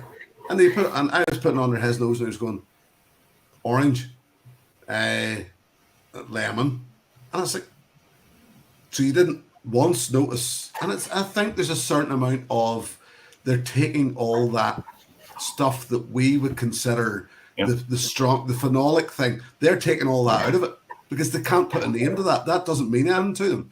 And this is another point that you just made there, and it was before that. I let her smell a peaty one. And I was like, and this is a wee bit different. What do you get? She's like, ashy. It's like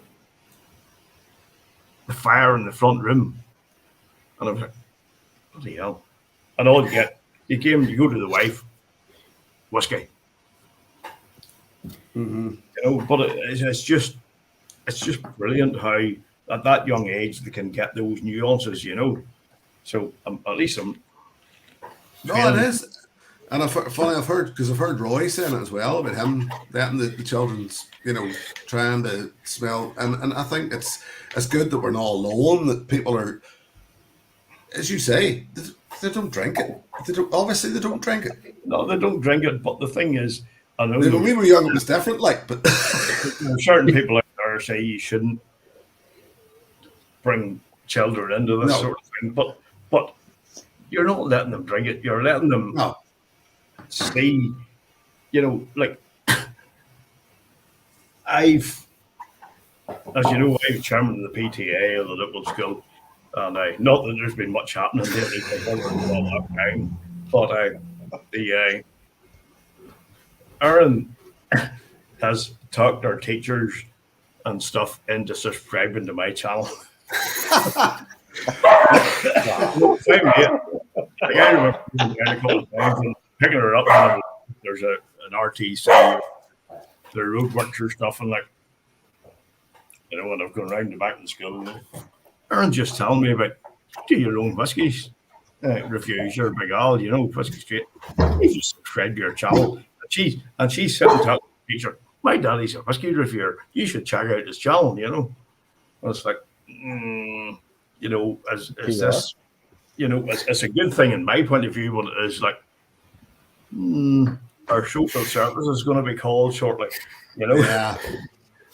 Because I know exactly what you mean, because I signed on to one of my son's school's thing as the whiskey novice by accident, with my email, and they actually called him out in class as in so email address whiskey novice at such it was just and he's sitting there in the back of the class going, it's me. I get the seesaw updates to Whiskey Street. It's like, but at least they know who I am now, so they're indeed. Anyway, where were we? Whiskey. Nearly forgot your name. Can you still hear me? Can you still hear me? Yes, I can. Yeah. Of course, I can. Yeah, yeah. Third bottle. Give us a third bottle, mate. It's the Flora and Fauna range. It's the Hallion 16. Nice. I haven't had that. It's lovely. Really nice. Really good. I'm waiting on one. I just ordered one. Down the wrong way. He's lying to us. Sugar. So he caught me. Yes, contagious.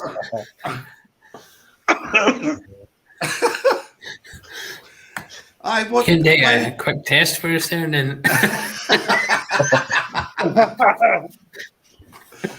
Got you all going. I'm choking. Did somebody just buy you? Because the Hallion 16's about a random. No, it was Did you buy Roy it was talking about it for a while. Right. Roy mentioned it. Uh-huh. And then I went on to, he does a YouTube thing about the flora and fauna. And I just picked one out that he recommended, and I've ordered another bottle. It's just really, really nice. I'll send you a sample when I get it. Oh, happy days, because funny, I only dipped into the flora and fauna recently. That I'd never really touched on that Diageo side of things. You know, what they were doing there, and I can't remember what one it was that I had that I reviewed. I reviewed one of them recently anyway, and it was it'll come to me, but it's weird because there is almost to me it almost feels like Diageo taking a sort of gentle touch and stuff, you know, and they're picking. Yeah. There is a fine picking of stuff in there, and I actually seen that come through a couple of the 2 or 3 of the Diageo distilleries over in Scotland that had the flora and fauna range there, and I always think it's a nice touch. You know, I like that there's a natural thing, even though it's not. There's very little natural about it. Yeah, but it just is a very natural. I think the other one's the Ben Rennes 15. They say is one of the better ones of them as well. Right. It was the Thrust. Actually, it's just come back to me there. It was the Thrust 10-year-old that I had the flora and fauna range. Yeah. Sorry, I just poured myself the Cologne 5-year-old rum and raisin that Graham sent me. It's interesting. We'll work on that. Graham, give us a third bottle, mate. You might recognize this one. Oh yeah. Everybody knows the Kilkerran 12-year-old and I. What do you make of it, mate? I don't know. It's going between that and the 16. I think I actually edged the 12. I would. The 16. To me, the 12. I think that's. I don't know. That seems to be. I would say I would put the 12 ahead of the 16 all day long. Like the 16 takes a long time to. For me, it took a long time to open up, and when it does open up, it's just too fleeting to enjoy the amount of time that you sort of. And I was really going to say wasted waiting on it to be the whiskey you want it to be. You didn't waste it. It's good whiskey. Like there's no denying that the 16 is good whiskey, but the 12 just hits the spot better, and the 8 then yet again is all batch variation. So you're at least the 12 is something that you can hang your hat on and say, you know, it's something that I enjoy and I would buy again. Yeah. Great. Yeah. See, thought somebody was going to say something there, but no. I have to say, Jim, I've probably collected quite a few Kilkerran on the back of the heavily peated series, which you sent me. Mm-hmm. I think it was probably batch 3. I think you sent me. I think it was batch 3. No, it was 2. 2. I tried that one, and at that time, I had no love for peat at all. But that one sort of sparked my interest. I think they know how to deliver. I think there's certain distilleries know how to deliver peat. You know, they know if particularly if or to those who aren't maybe big peat fans, as in there's, and I've only realised actually going back. I said and it was quite a bold statement that that Kilkerran Heavily Peated was probably my favourite whiskey. Yeah. And actually going back to it now, I've realised that it is very youthful. Like there's a very youthful thing with it, and I don't know whether I don't know whether I would still consider it. I've just sort of started to now realise how youthful it is, and I've just bought the batch 5, so I'll open it and try it and see what it's like against the batch 2 and see. Yeah. It's still great stuff. There's no denying it. It's a great balance of peat, and it takes a youthfulness, I think, to make the peat work. But it's that real creamy, sweet thing that and I think it is just one of those things that your palate starts to change over time, and you just start to grow and learn and realize that and I'm starting to learn, as I say, that youthful thing I like, but I like it in ways like that. But then whenever you put it against other whiskies, that it just doesn't work. Yeah. I think it all depends on the time of year too. I've noticed this time of year it's more the peated. That's all I'm drinking is peated whiskey at the minute, nearly. Yeah. Definitely. It just and heavier. I like the other day. I actually had a bottle of bourbon in my hand and just set it back at the shelf again. It was one of those things I just left it. And I was like, no, I can't drink sweet whiskies at this time of year. But come the summer, it's all about bourbons and grains and ice. Exactly. Well, Coke. I don't tell the truth. No, definitely not ice. Who was it the other day that put out a video that could have been you that said the older peat gets, the worse it gets. It has to be in that medium range. And I just poured one. Doesn't sound like me. I can't find the bloody card now. Well, it's a Kalila. And you know what I think of Kalila, even though I've got it. What the fuck is it? Kalila actually holds it, because I have a Kalila 12 and 18 there, and the 18 actually holds quite well. Yeah, like I put out a video at the start, and I remember talking to you about it before. I put out a video that was, do I still hate Kalila 12? Mm-hmm. I remember my wife bought me a bottle when I was in the 30s, and that was just like 5 years ago. And and then I got another sample of it, and I was like, fuck, I like this stuff. It's really good. So this is what I've got now. Well, I'll hold it up to the camera if it focuses in. And if you can't see it, it's a Dram Team 1 Kalila, 10 years old, by Douglas Lang, and it's bottled at 43%. Never had it before, and I'm going to have it. Well, did anybody, Tony, you be the one to ask here? Jesus. Ooh, you didn't invest in the Delradian, did you, from Cologne? No, I thought about it long and hard, but no, just the piggy bank said no, unfortunately. You see, I was down with Brendan, and he asked me. He says, "What do you think of Kalila?" And I says, "I like the Kalila, Brendan. I do. Like, there was no denying it." And he says, "I'll tell you for why." He says, "I've bought a cask of It was 11-year-old, isn't it? Bloody. I think it's 11-year-old, yeah. Aye, but he didn't have it at that point. It was only coming. It came a couple of days later, and he says, "I'm gonna blend it with." What did he blend it with? Was it Bushmills? Was it, or the Dalriad? You have me now. I'm trying to think.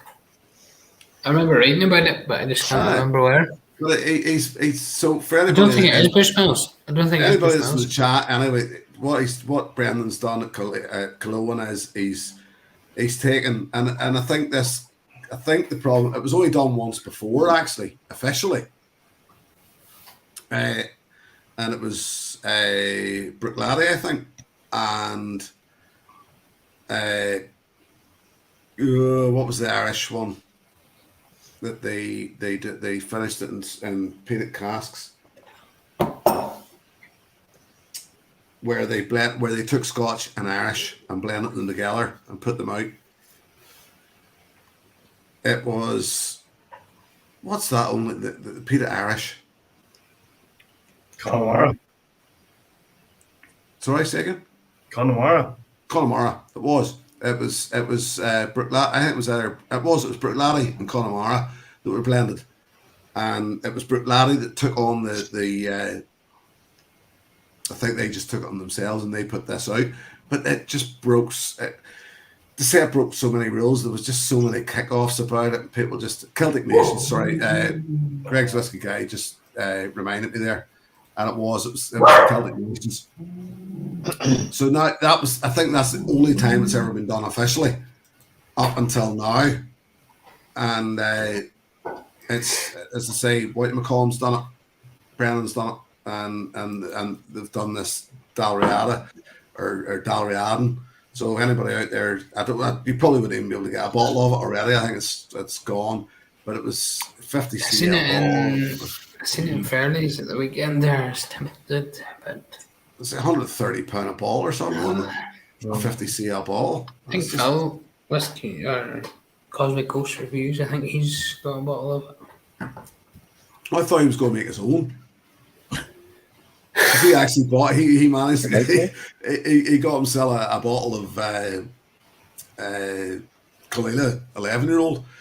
I think he was showing me a picture of it was a Kalila. It was a single cask or something. Kalila 11-year-old. I think he has it anyway. And he says he was just going to blend his own. But anyway, it was just for the crack. I'll send him a Christmas card just in case. I would like to keep him with Phil. I probably shouldn't do this. What about throwing the cat amongst the pigeons? What? Designation. Not like you. Sure, it's not, Tony. The designation of whiskey. And yeah, you probably saw it, Jim. I put up the photograph in Aquaviti Barflies of the Hinge 12, and some guy challenged me. No, it's not a whiskey, because it's not 3 years old. It's sourced. Oh no, that's. And I was like, why? And then you put on the whole big thing. And you know me, I'm a confrontational prick.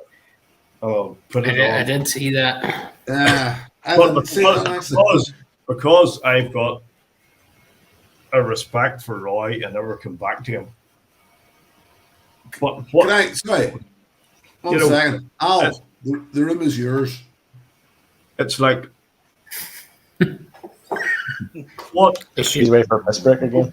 It's your show, Al. Right. Let's say some bad things to get him put off YouTube so we can surpass him, you know. But you know, the thing is, what are your guys' views on the definition of whiskey? You know, when it comes to the Scotch Whisky Association, when it comes to bourbon, when it comes to Irish, it's all different. But at the end of the day, it's all whiskey and it all works for us. Is there one that's better than the other?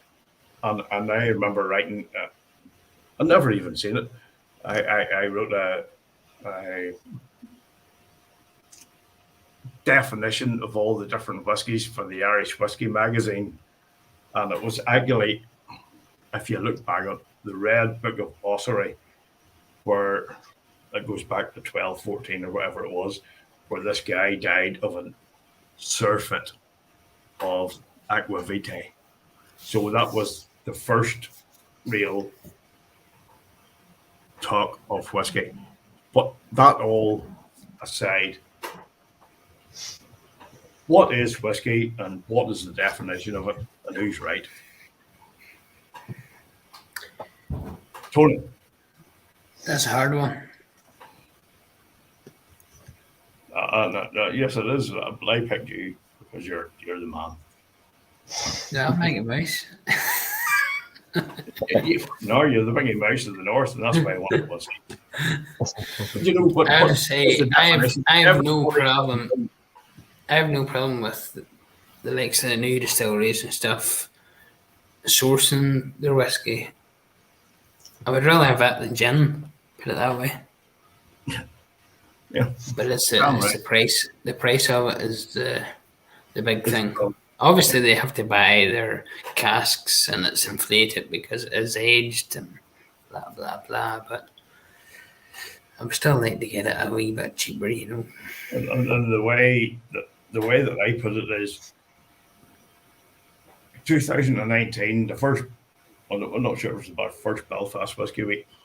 I was in Florida and I got a message from Paul O'Kane that you want to come down and do a question and Q&A for, whiskey reviewers from whiskey lovers. And it was to do with the quiet man and what do you call your man?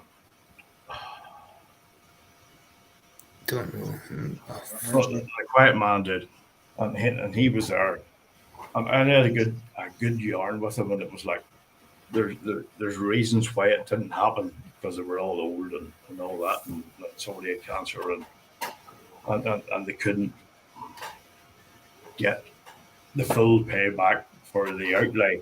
But he was saying, and he was very structured and laid out. If you're trying to do a new build up distillery and build whiskey and do it right, you've got the big layout of building your distillery. You've got all your stuff to do, all your barrels and all that, and then it takes 3 years, and then it doubles the next year, and it doubles the next year, and you're not making anything unless you're doing gin or whiskey, or not gin, gin or vodka or something like that. But if you're doing it right, there's 3 years where you have to double Yeah. your outlay and your and all your expenses. Who can afford that? Yeah. See, it wouldn't be a Christmas special if I didn't pull the partial at some point. You know what? It's an absolute bloody fortune. At least This you can guy, vodka and all this stuff. I come back and Al was still talking. It's like I didn't miss a beat. And it's a shame you actually come back. But anyway, I wasn't going to. Actually, Al, you were talking. I just thought, it's time to well do. I'll fuck off and order a Chinese and I'll come back. but what I was saying, Jim, about setting up a distillery is, unless you're doing gin and you're doing vodka and something else like that, you're going from one year to the other. You have to buy stock, you have to buy barrels, and it's going from 1 year to the next year, and it's doubling. The cost of it. I think this is why I sort of respect, and I know exactly what you're saying, mate. You're 100% right. And it's one of those things that I have a weird respect for the Scotch distilleries, and that they do that. They sit down and they go, right, that's us. We built it. We made our whiskey, but it's not whiskey until such times as we've done our 3 years. It's a life sentence, isn't it? Really? Well, that's what it is. And I've just remembered the guy's name. It was 2019, just when I come back from Florida. Paul O'Kane invited me down to do Belfast Whiskey Club. Right. And it was me and Nigel, Mr. Whiskey Northern Mr. Ireland. Whiskey, yep. And Kieran Mulgrew. And Sergio Floridas from the Irish Whiskey Magazine. It was a Q&A, and Kieran came down. We had a range of whiskies, and we were there doing our whiskey tastings, and people were asking us questions. And I was there a wee bit early, and a great talk with Kieran Mulgrew, and he just laid it out how difficult it was to try to start up a distillery. As you know, he was trying to, he did the Quiet Man, and they were trying to do the things up in Ebrington and all that. And it all fell through. And it all fell through because they were all sort of like old guys. And a couple of them got cancer. The banks were like, these guys are not going to be able to fulfill their repayments. And that's why it went down. But see, talking to him, and on the difficulties of trying to build a distillery and put it up. And that's why there's so much vodka and gin and stuff going out now, because it takes no time. Mm-hmm. Whiskey takes so much time, and it's such bloody big outlay.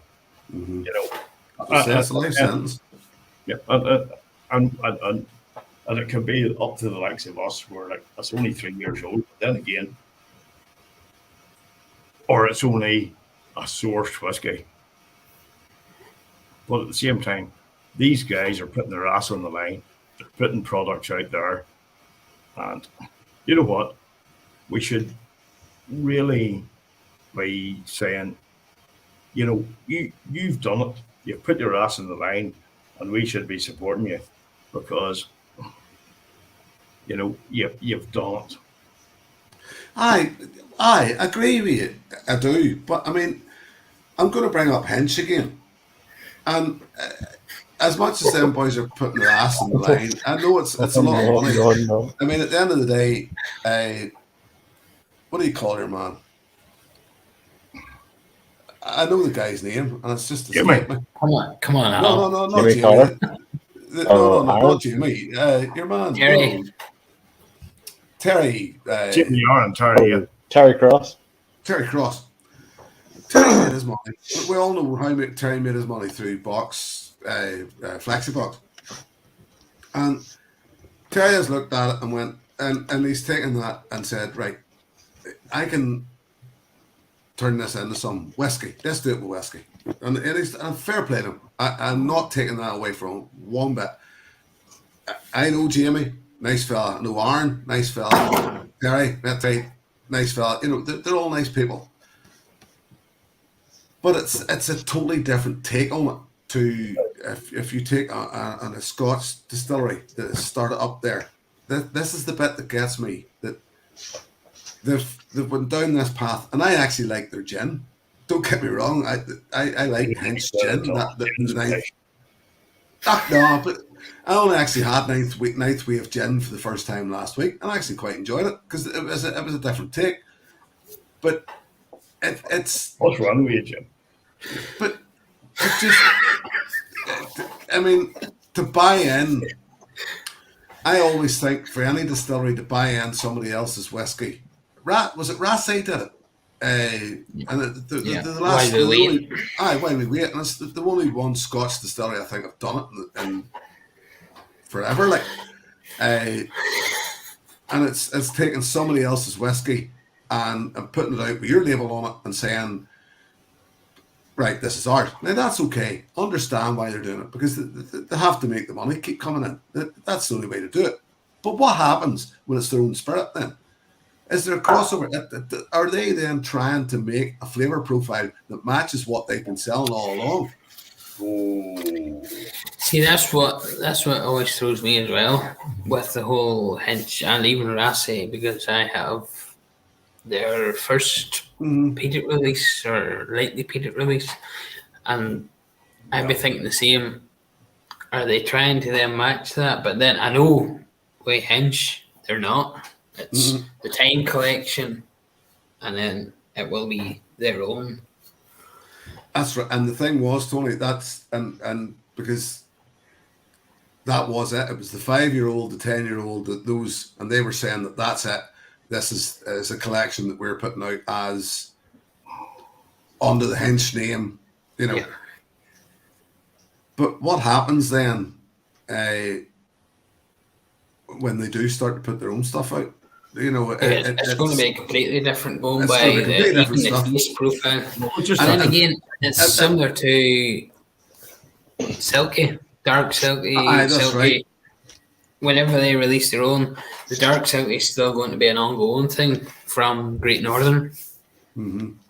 It's what concerns me more is the price. What price do they put on it then? Because considering what Hench were charging for their 10-year-old, they were charging £50.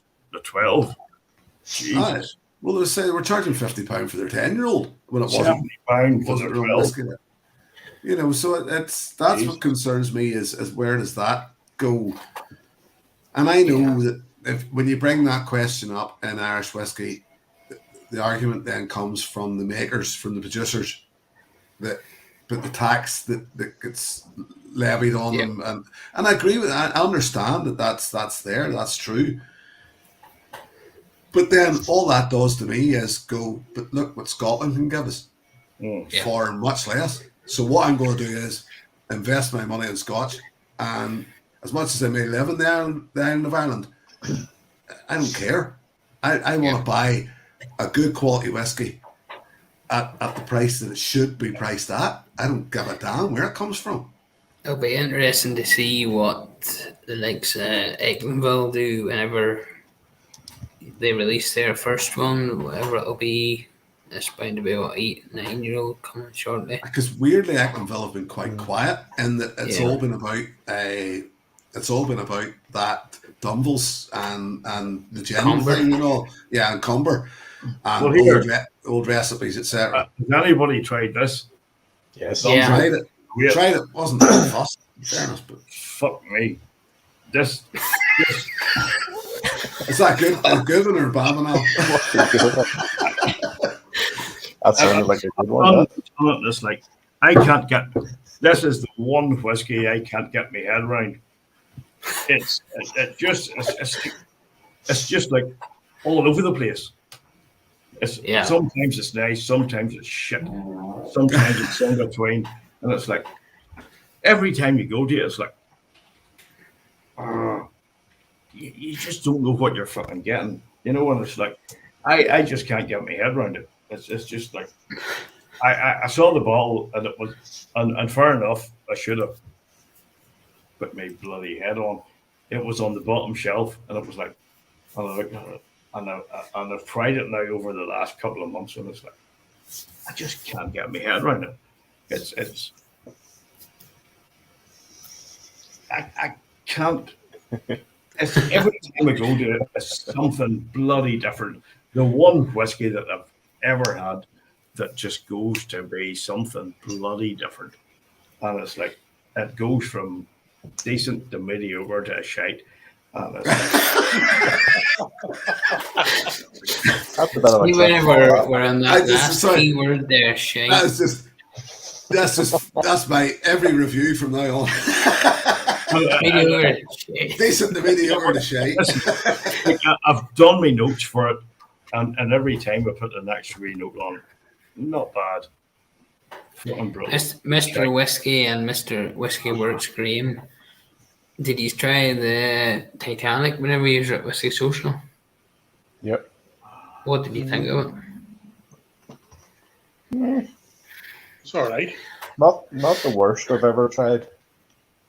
But yes, 40%. I tipped mine into the bucket. Did any of you ever try the original Titanic? No. The one that was come out for it was class for a. Apparently so. It was sourced like it was, but it was cracker. Like it was a real good coolie whiskey, you know, and I because it got me tempted to buy this new Titanic. Now they're working down that line again. Yeah. It got me tempted just to, but that's from the won the lottery, wasn't it? The original one was. Yeah.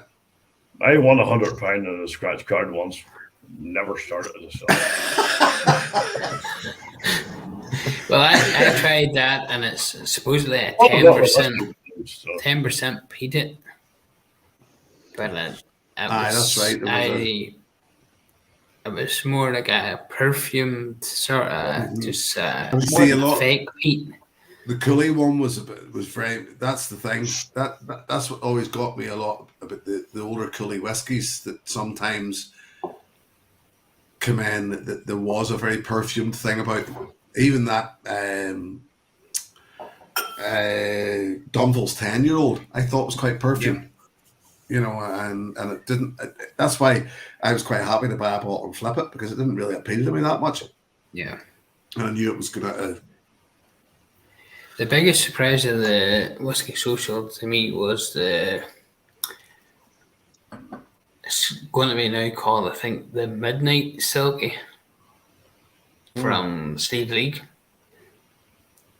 And it's 30% peated, but it's more mellow than most of them. It's blended well. See, they seem to be doing quite well down there. I don't know. It's. I think I sent you the. You sent me the full selection that you had. That was pretty much the full range. I'm starting to like Tony because he sending you a lot of stuff.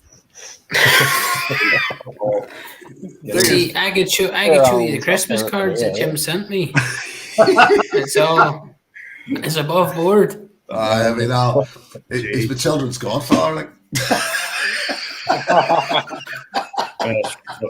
And you know what? The other thing that pisses me off is, I know I like Neil there and all that, but he's a fucking Spurs supporter. Jeez, you know, and I was like, I was stopped watching the football, and I sat beside him that time and we came down, and I was like, he's a nice enough guy, but my God, he's got fucking issues like.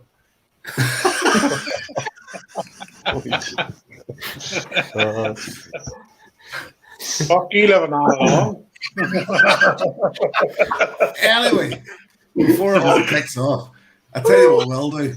I would actually like, I would actually like to wrap this down to the green room and just.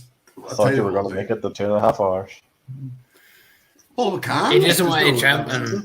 He doesn't want to jump in. Can we not insult a few more people before we go?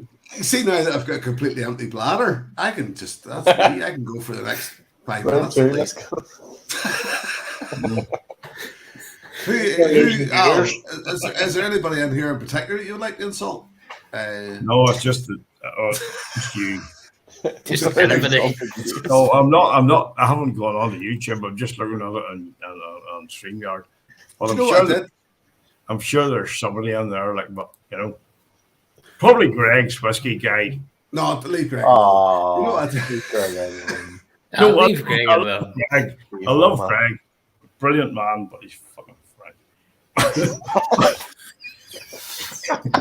Sorry. I just realised I didn't get my third, right? Just to get Al. Dodge that question again. Jeez. Greg knows that I'm only fucking. Don't make me do it, Al.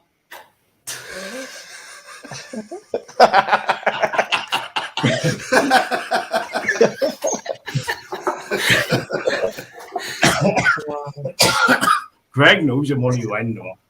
You know, he only knows that we need.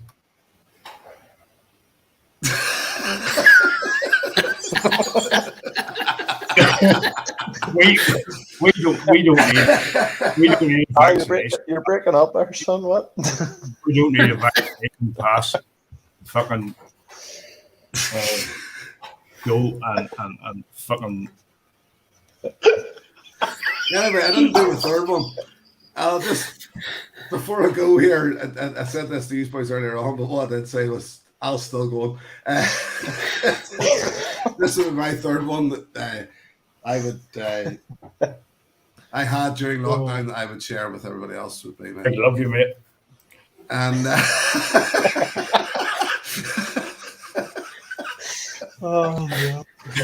anyway, no nonsense whiskey popped in. How's it going, Ben? Good to see you, my friend. What's the only come in now? Yeah, he has. He's and better still, he's paid me. Thanks, Ben. Look, I haven't even opened my bottle yet. That's £5 a mute, Al. And you come in at the fucking end. You come in at the end, you haven't even opened your bottle. Mr. Whiskies hasn't timed out yet. You know, you've got fucking Greg over there in France, and then you've got Vin comes in at the fucking end, screws it all up. Ben, thank you, my friend. I don't know whether I don't know what to say, mate. I've sort of lost for words. You do know what to say. Tell him what I would say. Vin knows what I would say. Vin, you're a bollocks. I've bought your fucking ball. Come on, Al. Come on, show us. Al, come on, you have to show us. Aye, come on. Look, right, fuck it, I'm going to open it. Sample out tomorrow. I did say I was sending you a Christmas card, didn't I? No, you didn't, you bollock. What does Right. it mean whenever the count up in the corner says minus? Does that mean people have... No, that means people don't like you alternative. Jim, you have to try and get to 1,000 subscribers again. Vin, listen, got a nice nose, just like Jim has. What side? Perfect for you there. Fuck me. Vin. Jesus, Vin. Why did I buy this shit? Oh, best reaction ever. I'm only joking, Vin. You're a bad man. Oh, man. Yes, whiskey. I am a bad man. No, it's like you might have a nose like fucking whiskey novice Jimbo, but Jimbo's Crimbo. Oh, man. Jimbo's Groom. That's next year's title. That has to be. Jesus, that's a nice whiskey, Vin. You haven't really sold it, is He's it? playing Jim? himself a pain Really? I'm genuinely sitting here waiting to see what this Al has to say about this. Vin, you were the one that got me into doing whiskey chipping and all that shit. You know what? You'll not be on my fucking list. You'll not be on my fucking. Oh. You'll not be on my list of. Mute him. You're not. Poor Vin's created a monster. He really has. I can only see the comment from Finn Paint Stripper. You know. No, I'm only winding you up, Vin. I really like it. No, I do. I'm only fucking winding you up. I love it. Man. I'm the only It's person. funny. who- Actually, Al, That it's like, weird. You said something there. Al, shut up. oh, no, You no. said, Al. Shut Al. Aye, shut up. You said something. I forgot I had the power to shut you up there. But you did say something there. That you said Vin started you. He's still talking. You said Vin started you on YouTube, and he actually started me on YouTube. And I don't know whether Vin even. I think I maybe said it before, but I don't know whether he knows it. That it was one of his videos that got me. Al. Shush. Jim, to be fair, that was just the ego. How long? Who did Vin get onto it first? Was it you or was it Al? Al. Oh, Right, what's he saying? Love you, Jim. who knows? Go ahead, Al. What he said? Love you, Jim. But yes, That's the shortened version. As I say, I think Finn weirdly turned us on to. I think we must have watched him and said, "I could do that better." We're just going. It's just turned into an insulting session here. So I tell you what we'll do. We'll wrap it up. Getting off your bollocks.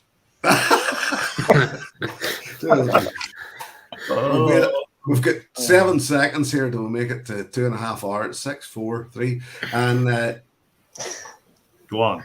Cut it. Says I know you 15, have to go a 15. bit longer. I just poured myself. Well, Tony, relax. Calm Calm down. down. Calm down now. He's below him. What we'll do is we'll say thank you very much to everybody who's joined us tonight. It all got a little out of control, as I expected it would. I apologise to YouTube, to the watching world. YouTube. I have to, Al. I mean, at the end of the day, they're paying me now. They're paying me. Why the fuck? No way. At some point, I you'll turn it over. realise this. Like, They're paying you. you'll realise this. I'm They were. driving. Al, Get trust him. me, once you reach it, once you get enough subscribers, you'll know what's going on. Well, Paying you're too. Get the work. subscribers because I fuck your YouTube channel over. Your YouTube channel's done. Done.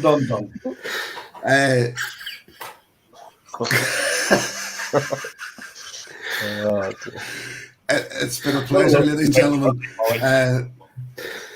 I would like to thank Tony. Everybody on Twitter and Facebook. I'd like to thank Tony, Neil, and Graham YouTube for channel. joining me. And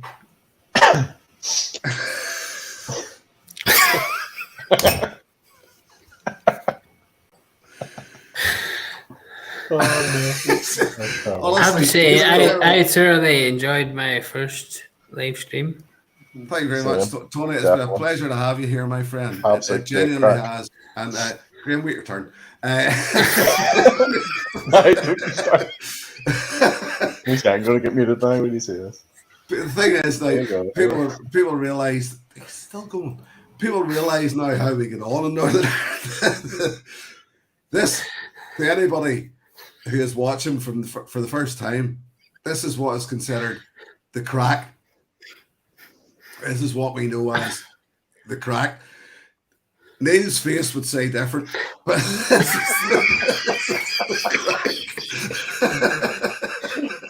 Marlon. Marlon. This is Well, mild. This is mild. This is mild. Whenever we actually, the thing is, this is a quiet Monday night, technically. You know, I didn't know what was going to happen, and I was a bit scared, but it happened anyway. What I'll do is, I'll mute Tony and let Al back. Al, Oh, Jesus. You put me back in. make it brief. Jim, Yes. fair enough. Now, you know what I'm like. I'm a wee bit obstreperous at times, but you know what? I love you, mate. Your channel's bloody brilliant. Al, you don't have to. I know I don't. I'm just kissing your arse. But no, I'm not just kissing your arse. Your channel is genuinely brilliant. I love all these guys. I love you. And I might take the piss at times, and I might say some bad sweary words at times.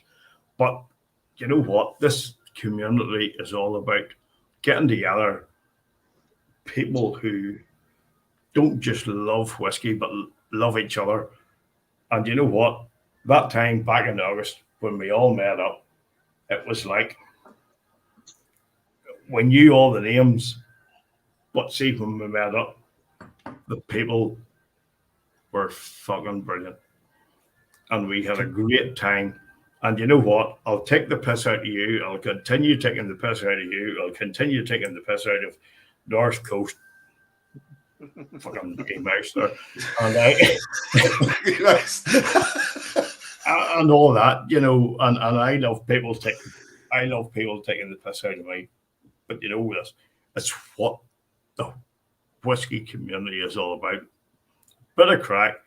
We all get together, we have a bit of banter, and we might disagree on what whiskies we like and what we don't like. But the thing is, we all like whiskey. Al, can I say that? And we all like each other. Oh, And still going. even Neil, who's a fucking Spurs.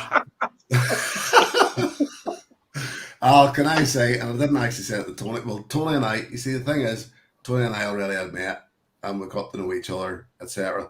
Can I say that Condolences, Tim, condolences. one of my highlights of this year was when I met you in the Duke of York, and in the scheme of things, you sort of feel like as if you have to, and the pair of us just went, fuck it, we just hugged each other.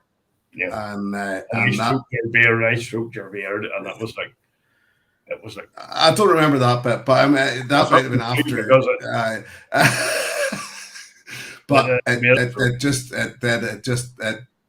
it was one of my highlights of the year, big man. It really was. And it's the same here. Meeting all you guys, meeting you for the first time, meeting Tony, meeting Graham, meeting Neil, you know, and a couple of these guys are, well, as the same as you. They're not only my subscribers, they're my Patreons. And it's like, you know what? It was like we knew each other for all of our lives. Mm-hmm. You know, and this, I know I take the piss and I fucking wind up people, and I love doing that. But you know what? When you get to that stage and you're talking to people in this way, it's like these people are your friends. Yeah. Exactly. You know, simple as they're your friends. You might never have ever met them before, but once you meet them, they're your friends, and it's like you've always known them all your life. Mm-hmm. And this is the beauty of sharing the love of whiskey. It's just a community. It's an incredible community, and we didn't realize the community that we had around us. I don't think we knew the community that we had around us, and now that we know it, you know, the thing is, we never did. We never really appreciated what we had around us. And it was like, I know when you started your channel, when I started mine and all this, and it was like, you're just doing it for the love of whiskey. Mm-hmm. You're doing it. And then the next thing is you get to know other people who are doing it. And then you share, you share the likeness. Yes, you comment on that and you comment on this. And then it's like, you just really get to know people. And it's like all over the fucking world. You know? Yeah. And the other boys, like Graham and Neil, I'm actually going to pair you boys up for the simple fact that we went out, we met with Tony and Al, and then we met again whenever Bud Jenkins come over. And it proved, especially whenever Bud come over, how small a world it is. That definitely. Somebody can come from the other side of the bloody world to come and meet for a drink, just for a dram. I was gutted I missed that because I heard Neil bought around. Cheeky bastard.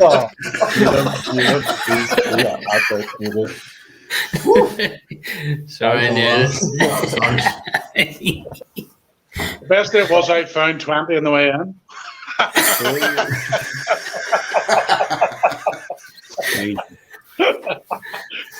I wondered where that £20 of mine went. Because the thing was, God bless him, as I say, we went in and they had already a pint of Guinness and a £10 glass of Bushmills. That's right. And that's all we heard for the first 25 minutes. And the saddest thing about it is, Neil, you're the most generous, honestly, man, you're the most generous man I know. And it was just, it was so nice. I was so glad when Bud came over that at least there was somebody